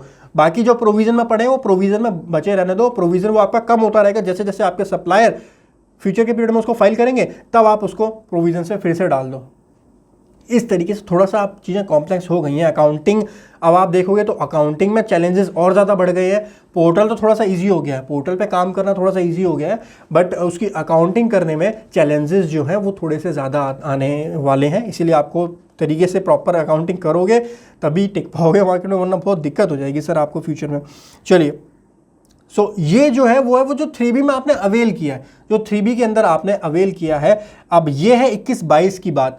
1 जनवरी 2022 से GSTR 2B मैंडेटरी हुई थी, उससे पहले GSTR 1 मैंडेटरी थी, और उस टाइम पे प्रोविजनल ITC भी आप 3B में क्लेम कर सकते थे कुछ हद तक, अगर वो 2A में आ रहा है तो चीज़ें बहुत ज़्यादा डायनेमिकली चेंज हो रही हैं सर, आपको सारी चीज़ों से अपडेट रहना पड़ेगा। ठीक है, तो अब ये 53,327 है। ये इनपुट का कितना है, कैपिटल गुड का कितना है, और इनपुट सर्विस का कितना है, नॉर्मल सप्लाईज का वो हम यहाँ पे मेंशन कर देते हैं 53324.23, और हमारा IGST है 104,896.82। इसको यहाँ पर डाल देते हैं 104,896.82। ठीक है, ये आ गया। अब देखो डिफरेंस हमारा यहाँ पर 0 हो गया होगा, जो डिफरेंस है सब टोटल हमारा ये आ गया। पूरा ITC हमने क्या करा है, अवेल इस तरीके से कर लिया, डिफरेंस हमारा 0 आ गया। ट्रांजिशनल कोई ट्रांस 1 और ट्रांस 2 का आपका क्रेडिट है वो आप यहाँ पर डाल सकते हो। उसके बाद में any other ITC avail but not specified above, तो वो आप यहाँ पर डाल सकते हो। जनरली यहाँ पे कुछ आता नहीं है वैसे। पॉइंट नंबर N के अंदर सब टोटल K से लेकर N तक आ जाता है, और फिर टोटल ITC अवेल I और N का करके इतना ITC आपने अवेल किया है। टोटल 53324.23 और 104.89। इसको आप मैच कर लीजिए अपने यहाँ पर जो टेबल है यहाँ से मैच कर लीजिए। 53324.23 और 104,896 ये वाला पॉइंट है ना, अरे टेबल A है ना, तो इससे मैच करो 104,896 104,896, तो ये आपका मैच हो गया। इसको आप सेव कर दो। ये डेटा हमारा सक्सेसफुली यहाँ पर सेव हो चुका है। बैक आ जाओ। ठीक है, now detail of reversal and ineligible ITC आपको देना है, जो ITC आपने रिवर्स किया और इनएलिजिबल ITC जो आपका होता है। तो जिस रूल में रूल 30, वैसे 3B के अंदर आपको इतना बाइफर्केशन नहीं मिलता अभी आपको मिलता है रूल 42, 43 और उसके अलावा अदर। तो अदर वाला है तो अदर के अंदर होगा, तो आपको यहाँ बाइफर्केट करना होगा। अदर में से कितना रूल 37 का है, रूल 39 का, 42, 43 का कितना है, सेक्शन 17(5) ब्लॉक क्रेडिट्स का कितना है, फिर ट्रांस 1 और ट्रांस 2 का रिवर्सल कितना है, वो आपको यहाँ पर स्पेसिफिकली अलग से देना होगा। उसके अलावा जो नॉर्मल परचेज रिटर्न होती है उसके लिए आप यहाँ परचेज यहाँ पे एंटर कर सकते हो परचेज रिटर्न। तो परचेज रिटर्न पे कितना ये रिवर्सल हुआ है ये नोट कर लीजिए। तो ये हमारा 1403.46 क्या है, ये IGST 1403.46 1 इधर आएगा ये 1403.46। सो सेंट्रल है 4,222.37 4,222.37। ये हमारे में जो अदर्स के अंदर है वो सारा का सारा वही है जो परचेज रिटर्न का होता है, जो हम डेबिट नोट आता है, जो क्रेडिट नोट इशू करती है काउंटर पार्टी, तो वो हमारे में यहाँ नेगेटिव रिफ्लेक्ट होता है। उसके बाद में 422.37, ठीक है सर, ये माइनस हो गया। तो net ITC available for utilisation आ गया सर, जो बात मैं आपको बता रहा था कि यूटिलाइज कितना कर सकते हो, यूटिलाइज कितना कर सकते हो। सो 51920.77, 10067.45, 10067.45। तो यहाँ पे आप देखोगे नेट आईटीसी अवेलेबल में 51920, 10067.4 परफेक्ट। तो ये हमारा पूरा मैच हो गया, इसको भी हम क्या कर देंगे, सेव कर देंगे। ठीक है सर, 3B में जो आपने क्लेम किया, 3B में जो आपने क्लेम किया वो आपने यहाँ पर बता दिया कि सर इतना इतना हमने इस जगह पर, बेसिकली गवर्नमेंट डिपार्टमेंट आपसे क्या जानना चाह रहा है, ये जानना चाह रहा है कि सर आपने 3B में पूरे साल के अंदर इतना इनपुट क्लेम किया है, उसका बायफर्केशन दे दो हमको, उसका बायफर्केशन दे दो, कितना इनपुट के रिस्पेक्ट में, कितना कैपिटल गुड के रिस्पेक्ट में और कितना सर्विसेज के रिस्पेक्ट में, बायफर्केशन दे करके यहाँ पे माइनस कर दो।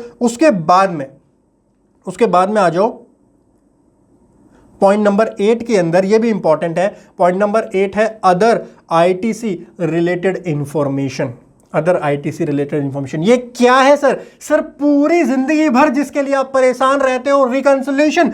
अभी तो खैर 2B आ गया है, लेकिन पहले ध्यान करो, आप एक काम किया करते थे, जीएसटीआर 2B को रिकंसाइल करते थे जीएसटीआर 3B से, जीएसटीआर 2B और जीएसटीआर 2A है, सॉरी 2B तो ये नहीं होगा, ये 2A और जीएसटीआर 3B का रिकंसिलिएशन। टेबल नंबर 8 देखिए ऊपर क्या लिखा हुआ है, क्लिक हियर टू एंटर या फिर view reconcile the ITC availed for the financial year. जो आईटीसी आपने अवेल किया है, क्या 2A के अंदर वो था, ये रिकंसाइल करो। मतलब ही नहीं पता होगा ना। अब अदर आईटीसी इंफॉर्मेशन पढ़ के कंफ्यूजन आ जाती है मन में, यार आईटीसी का सब कुछ डाल दिया, ये कौन सा आईटीसी है भाई? अभी तक हमने आईटीसी का जो डाला है टेबल 6 और टेबल 7 में, वो आईटीसी की डिटेल दी है हमने, जो हम जीएसटीआर 3B की टेबल 4 के अंदर देते हैं, उसका बाइफर्केशन हमसे मांगा गया। तो वहां से हमको पता चला कि इतना आईटीसी आप यूटिलाइज कर सकते थे, इतना आईटीसी आप यूटिलाइज कर सकते थे, यूटिलाइज किया आपने 3B के अंदर, इतना आईटीसी आपने यूटिलाइज किया। अब एक बार आपको यह भी तो चेक करना है 2A के अंदर आपके पास उतना आईटीसी था या नहीं था, वो रिकंसाइल करना होता है आपको टेबल 8 के अंदर, और इसी का हमने डाउनलोड किया है था। ध्यान करो, स्टार्टिंग में ये रहा एक्सेल फाइल, इसके अंदर आपके सारे इनवॉइसेस होंगे जीएसटीआर 2A के। ओ भाई ऐसा मत हो यार, ओपन हो जा भाई।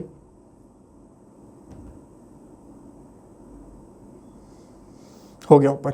चलिए अभी समझाता हूं मैं इसको भी समझना एक बार डिटेल में। पहले आ जाओ टेबल 8। टेबल 8 समझ में आया ना सर? टेबल 8 समझ में आया ना, क्या करने जा रहे हैं टेबल 8 के अंदर, क्या कहानी होने जा रही है?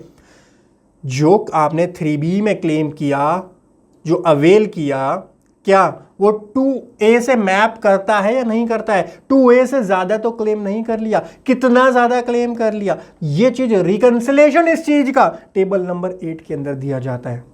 समझ गए टेबल 8 क्या होती है? सर बहुत इंपॉर्टेंट टेबल है, आ जाइए सर टेबल 8 के अंदर चलते हैं, समझते हैं टेबल 8 को बहुत ही डिटेल में।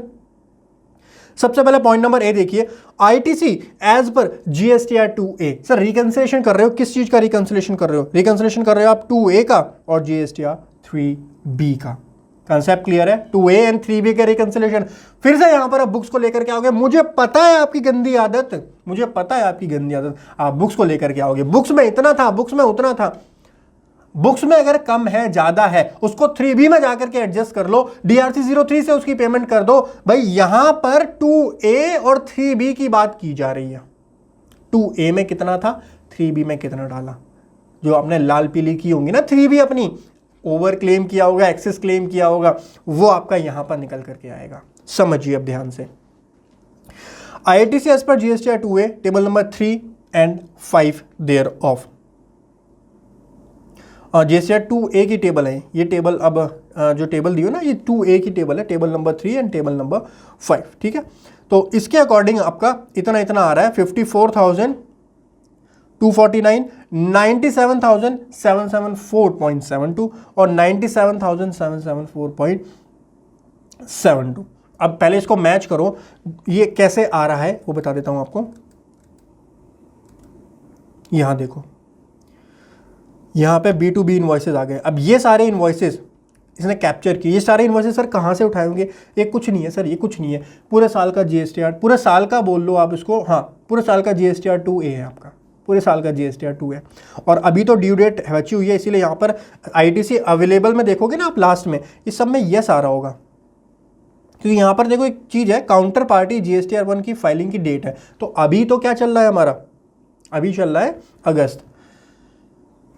तो जब ये लिमिट, टाइम लिमिट एक्सपायर हो जाएगी, टाइम लिमिट के बाद अगर मेरी कोई काउंटर पार्टी करेगी फाइल, तो ये अपडेट होगा सर। अगर हो सकता है मेरी पार्टी फाइल कर दे कल अपनी जीएसटीआर 1, कौन सी, मार्च महीने की कोई बुलावट का पार्टी हो, मार्च महीने की, अगर वो रिटर्न कल फाइल करे तो ये दोबारा से अपडेट हो जाएगा। ये 2A का डेटा है। 2A की एक खासियत पता है आपको, 2A एक डायनेमिक रिटर्न होती है, टाइम टू टाइम चेंज होती रहती है, इसीलिए इसको पढ़ने से पहले रीड मी लिखा हुआ है, रीड मी के अंदर जाओ, रीड मी के अंदर जाओ, इस पॉइंट को पढ़ो, इस पॉइंट को पढ़ो। GSTR 1 IFF cut off date considered for ITC 15/7/2022, 15 जुलाई 2022, यानी 15 जुलाई 2022 तक मेरी जिस पार्टी ने अपनी जीएसटीआर 1 फाइल कर दी, और पिछले पीरियड की बात हो रही है, 21-22 की जीएसटीआर 1 की बात हो रही है सर। फाइनेंशियल ईयर 21-22 है ना, तो फाइनेंशियल ईयर 21-22 की मान लीजिए कोई भूली भटकी पार्टी जिसने अभी तक फाइल नहीं किया, और उसने फाइल किया 16 जुलाई को, या आपने अब हम कर रहे हैं, हम तो अपना काम अब कर रहे हैं, तो हम अब फाइल करने के लिए जा रहे हैं, तो अब आपने उसको फोन करके बोला कि भाई फाइल कर दे जल्दी से, इसको फाइल कर दे जल्दी से। तो ये जल्दी से जब वो फाइल करेगा, तो देखिए जब तक आपके पास टाइम लिमिट अवेलेबल है ना, तब तक आप अपनी जीएसटीआर 9 मत फाइल करो। जो टाइम लिमिट होती है वो मैं बता देता हूं आपको कि टाइम लिमिट क्या है सर। सेक्शन 16 के अंदर क्या टाइम लिमिट डिफाइन है, कब तक हम आईटीसी क्लेम कर सकते हैं।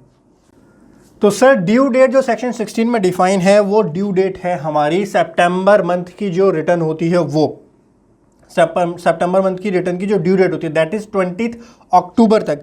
सो 20 अक्टूबर तक से पहले पहले के जो इन्वॉइसेस है ना, उसके लिए आप एलिजिबल होंगे, उसके बाद आप एलिजिबल नहीं होंगे। लेकिन सर अब आप बोलोगे मैं गलत पढ़ा रहा हूँ, क्यों? क्योंकि फाइनेंस एक्ट 2022 के अंदर, इसके अंदर एक अमेंडमेंट आ चुकी है। फाइनेंस एक्ट 2022 का एक सेक्शन है, सेक्शन नंबर 100, जिसने अमेंड किया है सेक्शन 16 ऑफ सीजीएसटी एक्ट को, और वहां पर बोला गया है कि आपका जो ये वाले वर्ड्स हैं, जो वर्ड्स मैंने आपको बताया ना कि सितंबर मंथ की जो ड्यू डेट है रिटर्न्स की, यानी 20 अक्टूबर, उसको हटा करके 13 नवंबर 13 नवंबर तक जो है वो कर दिया जाएगा। आईटीसी आप 13 नवंबर 2022 तक ले सकते हैं, यानी 21-22 का जो आईटीसी है वो आप कब तक ले सकते हैं, 13 नवंबर 2022 तक ले सकते हैं। बट सर यहाँ पर एक छोटी सी प्रॉब्लम है, अभी हम अगस्त में खड़े हुए हैं और अभी तक सीबीआईसी ने सेक्शन 100 जो था वो नोटिफाई करना था सीबीआईसी को, और जब वो नोटिफाई होगा सीबीआईसी के थ्रू तभी वो इफेक्ट में आएगा। तो फाइनेंस एक्ट 2022 का ये वाला जो सेक्शन है, जहां पर आईटीसी क्लेम करने की जो लिमिट है, जो ड्यू डेट की लिमिट होती है, वो बढ़ाई गई है, वो अभी तक इफेक्ट में नहीं आया है। तो सर वो क्या इफेक्ट में आएगा इस साल के लिए, मैं नहीं कमेंट कर पाऊंगा कि वो इफेक्ट में कब आता है कब नहीं आता है। बस रिक्वेस्ट करूंगा कि सीबीआईसी अगर सुन रहे हो तो प्लीज़ उसको नोटिफाई कर दो सर, सो दैट अभी एनुअल रिटर्न में थोड़ी कॉम्प्लेक्सिटी थोड़ा ईजी हो जाए, वरना यहाँ पर दिक्कत आ जाएगी। तो उसको नोटिफाई करना बहुत ज़रूरी है, तभी वो 13 नवंबर होगा, अदरवाइज आपको यही वाला अभी लेकर के चलना पड़ेगा। चलिए सर, ये पॉइंट हमको समझ में आ गया, और अब यहाँ पर इसका पहले एक बार एनालिसिस कर लेते हैं क्या मतलब है। तो सर 2A के अंदर हमारा आईजीएसटी आया था वो 54,249.80 था। ITC as per sum total of 6B and 6H above 53,324.23 हमारा जो है वो हमने 3B के अंदर क्लेम किया, यानी यहाँ पर तो ठीक है, यहाँ पर कोई दिक्कत नहीं है, हमने कम क्लेम किया है। 54,000 का हमारे 2A में था, लेकिन 53,000 का हमने जो है अपने 3B के अंदर क्लेम किया हुआ है। उसके बाद देखिए सेंट्रल टैक्स के अंदर 97,774.72 का आईटीसी अवेलेबल था, और हमने जो है 104,896.82 का आईटीसी यहाँ पर जो है वो क्या किया है, अवेल किया है। और उसके बाद में एसजीएसटी में भी हमारा डिफरेंस जो है वो सेम आ रहा है। तो हमने अपने 3B के अंदर थोड़ा सा आईटीसी यहाँ पर ज़्यादा क्लेम किया है। कैलकुलेटर पे आओ।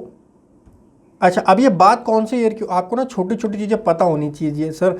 खाली रिटर्न फाइल करना ऑब्जेक्टिव रखोगे ना तो हमेशा गड़बड़ ही करोगे। ये जो 21-22 है ना, 21-22 के अंदर इतने सारे चेंजेस आए ना, मैं क्या बताऊं।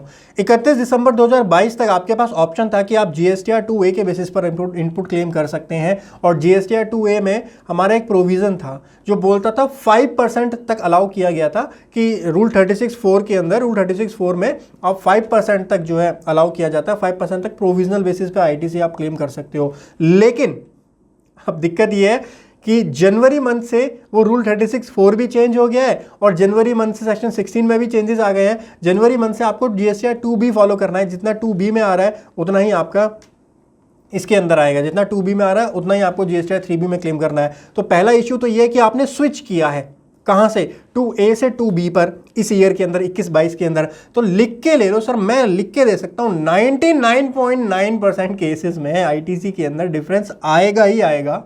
और उसका रीज़न ये है कि ये चेंज जो हुआ है ना, इस चेंज में जो 31 दिसंबर तक के इन्वॉइसेस है वहाँ पे आपके पास ऑप्शन है कि आप 5% प्रोविजनल बेसिस ले सकते हो, 5% आपको अलाउ करता है। वो बाद में कभी आएगा तो तब आप एडजस्ट कर लेना, तो वो उस टाइम तक अलाउ था। जनवरी से 2A पूरा प्रॉपरली फॉलो हो रहा है, तो इसीलिए इस बार की जो 21-22 की रिटर्न है वहाँ पर यहाँ पे डिफरेंस आना बहुत ही ऑब्वियस बात है।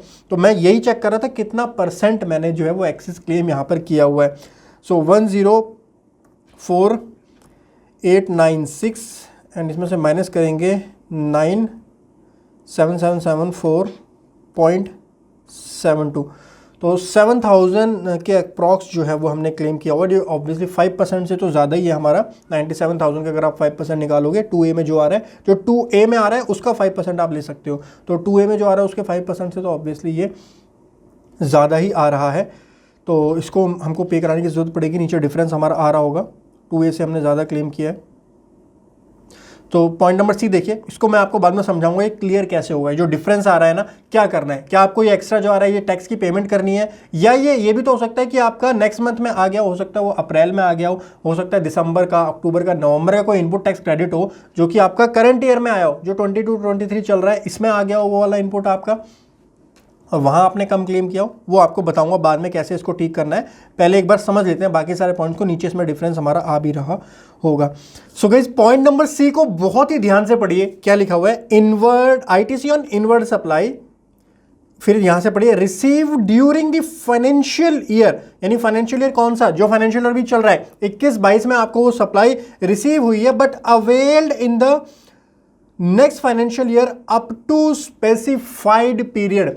यानी आपको ITC on inward supply receive तो वो कब हो गया है 21-22 के अंदर, बट आपने उसको नेक्स्ट फाइनेंशियल ईयर में उसका यूटिलाइजेशन किया है, तो वो ITC जो है वो आपको यहां पर डालना है। जितना आपका ITC है उस ITC की इंफॉर्मेशन यहां पे आपको देनी है। अब सर क्वेश्चन आता है कि मान लीजिए आपने चेक किया और चेक करके आपको पता चल गया कि ये जो आपने ITC लिया है 1,04,000 का 896 का, ये बिल्कुल करेक्ट लिया और यहाँ पर कोई भी गलती नहीं है। रीज़न क्या है, दिसंबर तक का ITC आप ले सकते थे 2A के बेसिस पर, दिसंबर तक आपको प्रोविजनल ITC अलाउ करता था GSTR 2A, तो ये ITC हमने क्लेम किया दिसंबर तक का, लेकिन वो हमारे पास नेक्स्ट फाइनेंशियल ईयर में आया।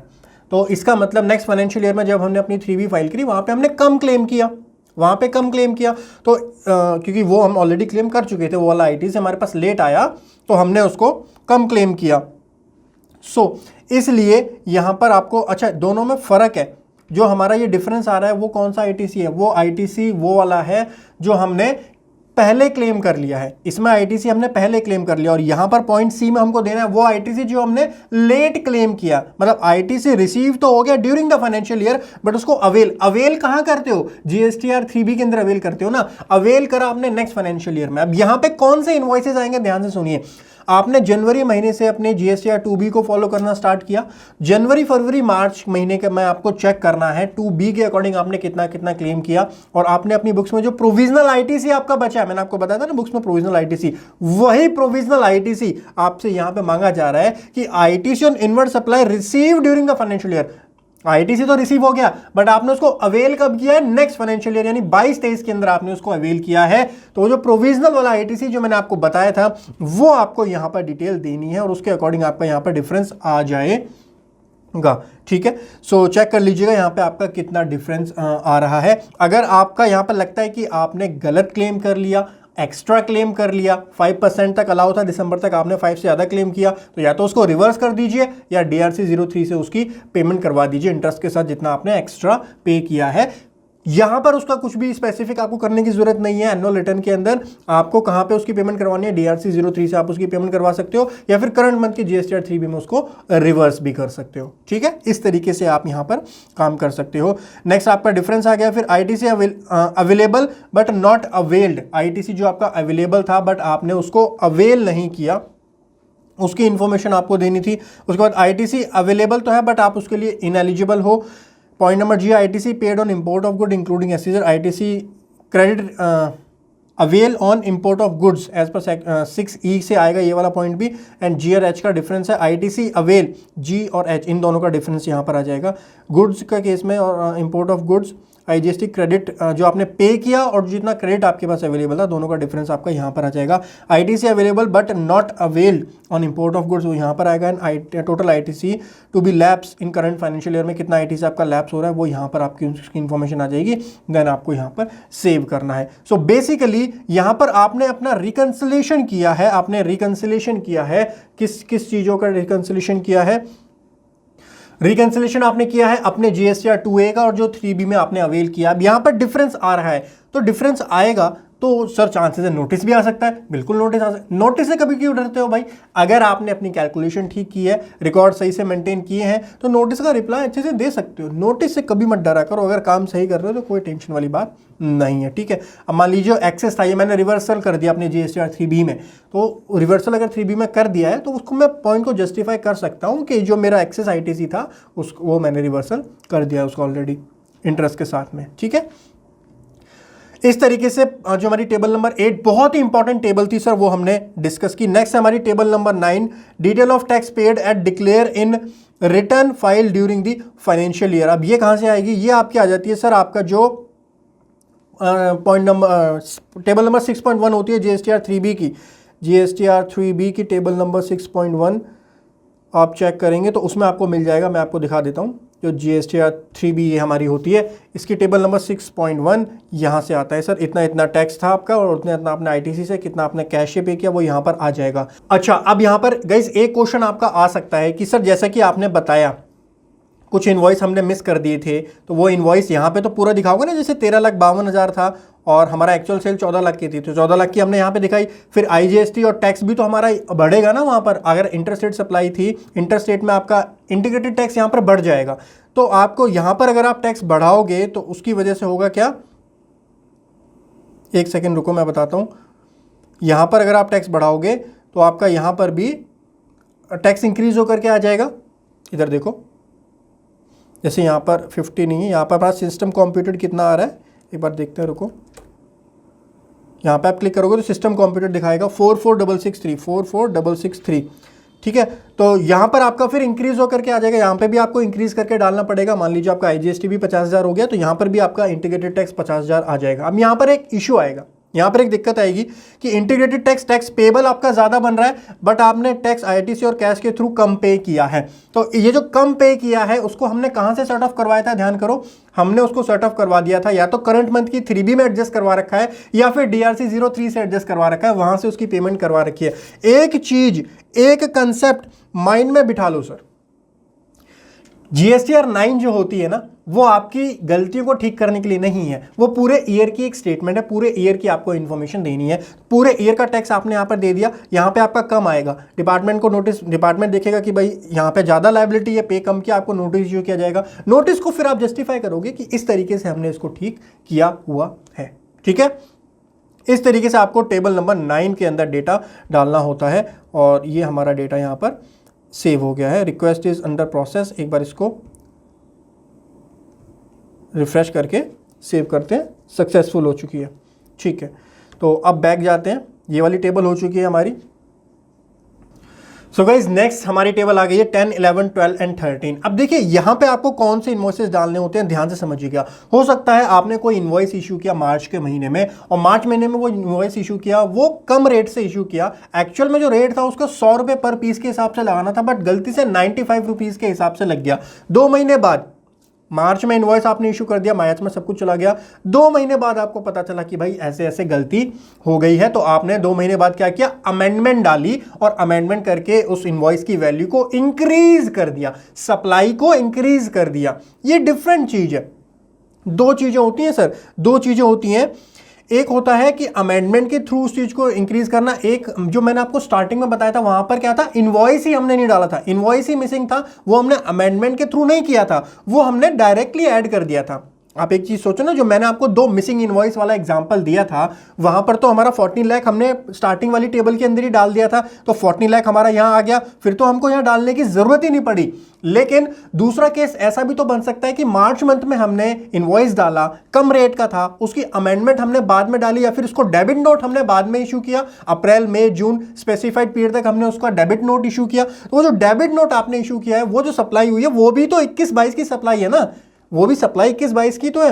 तो जो जितने अमाउंट का डेबिट नोट था उसकी वैल्यू आप डालोगे और उसका टैक्स आपको यहां पर डालना पड़ेगा कि कितना टैक्स उसके ऊपर बना है आपका। अब टैक्स की पेमेंट तो आप R1 से करोगे, टैक्स की पेमेंट यहां से नहीं होगी सर, टैक्स यहां डालने से क्या टैक्स की पेमेंट हो जाएगी, ऐसे थोड़ी होता। अरे मई महीने में मैंने R1 के अंदर अमेंडमेंट डाल के जब वो दिखाया होगा, तो मई महीने की R1 से वो 3B में गया होगा, 3B में मैंने पेमेंट की होगी मई महीने में। तो भाई टैक्स की पेमेंट जो होती है ना, गड़बड़ मत किया करो, जो टैक्स की पेमेंट होती है वो 3B के थ्रू ही होती है। आप GSTR 9 को टैक्स पेमेंट का टूल और मेथड मत बनाओ। मैं बार बार बोलता हूं और हमेशा बोलता रहूंगा कि ये आपके पूरे ईयर की इंफॉर्मेशन मांगी जा रही है यहां पर, ठीक है। इसी तरीके से इसका उल्टा भी हो सकता है। मान लीजिए आपने 100 रुपीज का इशू किया, 100 रुपीज का, लेकिन एक्चुअल में वो 95 रुपीज का होना चाहिए था, तो आपने इनवॉइस की वैल्यू फिर कम की, रिड्यूस की अमेंडमेंट के थ्रू अमेंडमेंट यही लिखा हुआ है, तो वो जो रिड्यूस की है वो आपको डालनी है टेबल 11 के अंदर, पॉइंट नंबर 11 के अंदर। 12 के अंदर reversal of ITC during previous financial year. Previous financial year में जो ITC का आपने रिवर्सल किया है, प्रीवियस फाइनेंशियल ईयर का ITC जो आपने 21-22 में रिवर्स किया है वो, और ITC avail for the previous financial year. Previous financial year का मतलब यहां पर क्या है, कौन से ईयर का काम कर रहे हो आप मुझे बताओ। अभी हम काम कर रहे हैं, अभी हम फाइनेंशियल ईयर कौन से फाइनेंशियल ईयर का काम कर रहे हैं, अभी 21-22 का काम कर रहे हैं। इसका प्रीवियस फाइनेंशियल ईयर कौन सा होगा, 20-21 का। तो आपको क्या चेक करना है कि रिवर्सल ऑफ ITC जो कि आपने प्रीवियस फाइनेंशियल ईयर में, प्रीवियस फाइनेंशियल ईयर का ITC जो आपने 21-22 में रिवर्स किया है, 21-22 में जो ITC आपने रिवर्स किया है वो आएगा 12 नंबर पॉइंट में। और जो आपने ITC प्रीवियस फाइनेंशियल ईयर का कब लिया है, यहाँ 13 पॉइंट के अंदर, तो ITC avail for previous financial up to specified date तक ले सकते हो ना। मैंने आपको अभी बताया था स्पेसिफाइड डेट क्या होती है। स्पेसिफाइड डेट मैंने आपको भी एक्सप्लेन की थी कि अभी तक तो वो है सितंबर की ड्यू डेट यानी 20 अक्टूबर, लेकिन अभी नोटिफाई नहीं होएगा, नोटिफाई हो जाती है तो वो 13 नवंबर 2022 हमारी रहने वाली है। और इस ईयर के लिए 13 नवंबर 2021 होगी, क्योंकि ये बात की जा रही है इससे पिछले साल की, प्रीवियस ईयर, जिस ईयर की रिटर्न फाइल हो रही है उसका प्रीवियस ईयर। इनकम टैक्स नहीं है सर ये कंफ्यूजन ना कभी कभी इसलिए आ जाती है क्योंकि प्रीवियस ईयर हम पढ़ते हैं, प्रीवियस ईयर तो वो इनकम टैक्स के अंदर प्रीवियस ईयर का कंसेप्ट कुछ और होता है, तो इनकम टैक्स का प्रीवियस ईयर नहीं है। GST में चलता है फाइनेंशियल ईयर, तो फाइनेंशियल ईयर 21-22 का काम कर रहे हो, उसका प्रीवियस ईयर 20-21 की यहाँ पर बात की जा रही है। उसका ITC जो अवेल किया वो 13 में, जो रिवर्सल किया वो 12 के अंदर आपको यहाँ पर डालना होता है। तो इस तरीके से 10, 11, 12, 13 की डिटेल्स आपको यहाँ पर फिल करनी है। उसके बाद में सर, उसके बाद में आपका हो गया differential tax paid on account of declaration. तो इसके कितना डिफरेंशियल टैक्स आपने पे किया है वो आपको यहाँ पर डालना पड़ेगा। जैसे मैंने आपको बताया ना, मई के महीने में आपने उसकी पेमेंट कर दी तो आपको टैक्स आपका यहाँ पर आ जाएगा, ये तो ऑटोमेटिकली वहाँ से पिक होकर के आ जाएगा कि कितना कितना टैक्स आपका बन रहा है 10, 11 से। और फिर आपको यहाँ डालना है कितना आपने पे करा। अगर पे नहीं करा तो आपकी लायबिलिटी यहाँ बन जाएगी। अगर पे कर दिया, जैसे मई महीने में हमने पे कर दिया, 95 रुपीज़ का था, 100 का बना करके इनवॉइस भेज दिया, यहाँ पे कर दिया हमने, तो वो आपको यहाँ पे में डालना है और आपकी यहाँ पर कोई भी लायबिलिटी नहीं बनेगी। ठीक है, इस तरीके से हम इसको भी सेव करेंगे, डिफरेंशियल पे कितना आपने टैक्स पे किया है। उसके बाद में पर्टिकुलर और डिमांड एंड रिफंड के पर्टिकुलर्स जो है, कितना रिफंड में आपको मिला, कितना डिमांड आपसे रेज की गई थी, अगर आपके केस में है तो उसकी डिटेल्स आपको यहाँ पर देनी होती है डिमांड एंड रिफंड वाले टेबल के अंदर।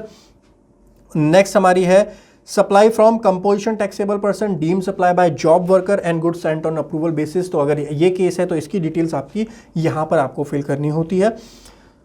एंड नेक्स्ट हमारी टेबल आती है HSN वाइज समरी। अच्छा, HSN वाइज समरी मैंने पहले से यहाँ पर डाली हुई है, मैं पहले बता दूँ, आपके केस में ब्लैंक आ रही होगी तो ये आपको डालनी होती है ना। इसकी डिटेल्स आपको कहाँ से मिलेंगी, जो समरी डाउनलोड की थी ना 3B की समरी, इसमें आप नीचे जाएंगे, 3B की समरी में नीचे जाइए, ये रही, एक सेकेंड रुकिए, सॉरी R1 की समरी में मिलेगी ना, 3B की समरी में क्यों मिलेगी, R1 में डालते हैं हम HSN वाइज समरी, तो ये रहा 12 नंबर में देखो, नंबर ऑफ रिकॉर्ड है, टोटल टैक्सेबल वैल्यू है, total IGST, total central tax और टोटल स्टेट टैक्स आपका यहाँ पर आ जाएगा। तो यहाँ से आप वैल्यूज लेकर के और पुट कर सकते हो। HSN कोड नहीं आएगा, HSN कोड आपको देखना पड़ेगा वहाँ से, अपने पोर्टल के ऊपर से देखना पड़ेगा कि कौन कौन से HSN कोड में कितना कितना है, मतलब या तो अपने डेटा से देख लो आप, या फिर आप चेक आपने जो भी अकाउंटिंग सॉफ्टवेयर है उसके अंदर आप फिल्टर ला के देख लो HSN वाइज रिपोर्ट के अंदर कि किस HSN कोड के अंदर किस रेट के अंदर कितना कितना। यहाँ पे आपको HSN वाइज और रेट वाइज रिपोर्टिंग करनी पड़ेगी, अलग रेट है तो अलग तरीके से यहाँ पे रिपोर्टिंग करनी पड़ेगी। सो मैं आपको जैसे एक ऐड करके यहाँ पे दिखा देता हूँ। सो यहाँ पे मैंने ऑलरेडी ये ऐड किया हुआ है, इसी तरीके से आपको यहाँ पर ऐड करना है। अच्छा, एक चीज़ का ध्यान रखना, मैं आपको बता देता हूँ, जो भी रेट डाल रहे हो, जैसे आपने टैक्सेबल वैल्यू यहाँ पर डाली, HSN कोड डाला, डिस्क्रिप्शन आ जाएगा, टोटल टैक्सेबल वैल्यू आप डालोगे, उसके बाद में रेट और परसेंटेज आ जाएगा। अब एक चीज़ ध्यान रखना, GSTR 1 में ये चीज़ शायद नहीं होती है, यहाँ पे आपको ये चीज़ मैच करनी पड़ेगी कि IGST, CGST और स्टेट का जो टोटल है वो 18% ही आना चाहिए इससे। तो हो सकता है थोड़ा बहुत फ्रैक्शन का डिफरेंस आ जाए, उसको आप एडजस्ट करवा दीजिएगा, IGST के अंदर उसको एडजस्ट करवाइएगा, क्योंकि CGST और SGST तो इक्वल रहे ज़्यादा अच्छा रहता है, और IGST में जो फ्रैक्शन डिफरेंस है वो यहाँ पर एडजस्ट करवा दीजिए। मेरे में भी था फ्रैक्शन डिफरेंस, देखो 44663 था और 44664.92, क्योंकि ये इसका टोटल बन के जो है ये क्या बन रहा है, 18% इसकी अमाउंट बन रही है। तो इस चीज़ का ध्यान रखिएगा। और एक क्वेश्चन और आता है कि सर क्या ये मैंडेटरी है कि ऑप्शनल है? सर आंसर ले लो, मैंडेटरी है कि ऑप्शनल है, ध्यान से पढ़ लो इधर। समरी ऑफ, देखिए अगर आपकी टर्नओवर 5 करोड़ तक है तो B2C आपके लिए ऑप्शनल है। अगर आपने B2B की 1 रुपये की भी सप्लाई है, B2B की 1 रुपये की भी सप्लाई है, आपके लिए मैंडेटरी है HSN समरी डालना, बस नोट कर लो। अगर B2C सारी की सारी B2C है तो ऑप्शनल है, अगर आपकी टर्नओवर 5 करोड़ तक है, ये नोटिफिकेशन आई थी, अदरवाइज वो मैंडेटरी हो जाता है। तो इसको ध्यान से पढ़ो। Summary of outward supply made against a particular HSN code to be reported in this table number may be used, detail table 47 table, the table is mandatory for all tax payer having, इसको ध्यान से पढ़ो, having aggregate turnover more than INR 5 crore for previous financial year is irrespective of making B2B और B2C supply। Sir अगर आपकी turnover 5 crore से ज़्यादा है, आपके लिए मैंडेटरी है, कोई ऑप्शनल नहीं है। नेक्स्ट है, this table is mandatory for tax payer having aggregate turnover up to 5 crore for previous year but making B2B supplies during the current financial year and optional for tax payer making only B2C supply. अगर 5 करोड़ तक की turnover है और only B2C supply करते हो तभी आपके लिए ऑप्शनल है, अदरवाइज मैंडेटरी है HSN समरी को फिल करना और इसके अंदर डेटा पुट करना। ठीक है सर, चलिए तो ये समझ में आ गया कब आपके लिए मैंडेटरी है, कब आपके लिए ऑप्शनल है। फिर आप सेव कर दीजिए इसको, बैक टू डैशबोर्ड आ जाइए। उसके बाद में HSN summary inward outward supply वाला मैंडेटरी है, इनवर्ड सप्लाई वाला मैंडेटरी नहीं है। मैं आपको बता देता हूँ, यहाँ पे आप देखेंगे, अगर हेल्प में जाएंगे, देखिए दिस टेबल इज ऑप्शनल, ये वाली टेबल ऑप्शनल है। जो इनवर्ड सप्लाई का HSN वाइज, भाई ये तो कुछ ज़्यादा ही हो जाएगा, इनवर्ड सप्लाई का HSN वाइज बनाओगे तो ये ऑप्शनल है। और टेबल 17 जो है ये हर सिचुएशन में, मान लीजिए लगभग हर सिचुएशन ही कवर हो गई, मैंडेटरी है आपके लिए। उसके बाद आप नीचे जाएंगे, कॉम्प्यूट लायबिलिटीज़ पे आप क्लिक करेंगे तो यहाँ पर जो भी आपकी लेट फीस या इंटरेस्ट बनता है वो आपका यहाँ पर कॉम्प्यूट हो जाएगा। एंड लेट फी इंटरेस्ट में आपको जो है यहाँ पर चालान बना करके, क्रिएट चालान करके, पेमेंट करके, एंड उसके बाद में कुछ भी नहीं, हमारे केस में तो खैर 0 है, तो हम यहाँ पर क्लिक करके और उसके बाद में प्रीव्यू ड्राफ्ट करना है पहले आपको। एक बार जब आप प्रीव्यू ड्राफ्ट कर लेंगे उसके बाद आपके पास ऑप्शन इनेबल हो जाएगा फाइल GSTR 9 का, तो ये ड्राफ्ट आपका इनेबल हो जाएगा। इस ड्राफ्ट को एक बार चेक कर लीजिएगा थोरली कि सारी चीज़ें यहाँ पर ठीक हैं या नहीं है। उसके बाद में फाइल GSTR 9 पे आप जाएंगे और अग्री टू ऑफसेट इंटरेस्ट वगैरह ये आपको यस करना है। उसके बाद यहाँ पे आपको EVC की हेल्प से अपना EVC OTP डाल करके इस तरीके से अपनी GSTR 9 को कंप्लीटली फाइल करना है। जो जो प्रैक्टिकल चैलेंजेस, और ये अभी मैं कर दूंगा फाइल, जो प्रैक्टिकल चैलेंजेस और इशू मैंने बताए उसका ज़रूर ध्यान रखिएगा। और आशा करता हूँ आपके पूरा सेशन समझ में आया होगा। देखिए प्रैक्टिकल चैलेंजेस हो सकता है आपको कुछ और आए, आपको कहीं और दिक्कत आए, कोई भी दिक्कत आती है आप मेरे से ज़रूर कम्युनिकेट कीजिए, कांटेक्ट कीजिए। I will definitely try to resolve your problem. Thank you so much guys for joining today's session. Have a great time, हंसते रहिए, मुस्कुराते रहिए। बहुत जल्दी 9C की डिटेल वीडियो भी लेकर के आने वाला हूँ, तब तक टेक केयर, हंसते रहिए, मुस्कुराते रहिए, बाय बाय, टेक केयर।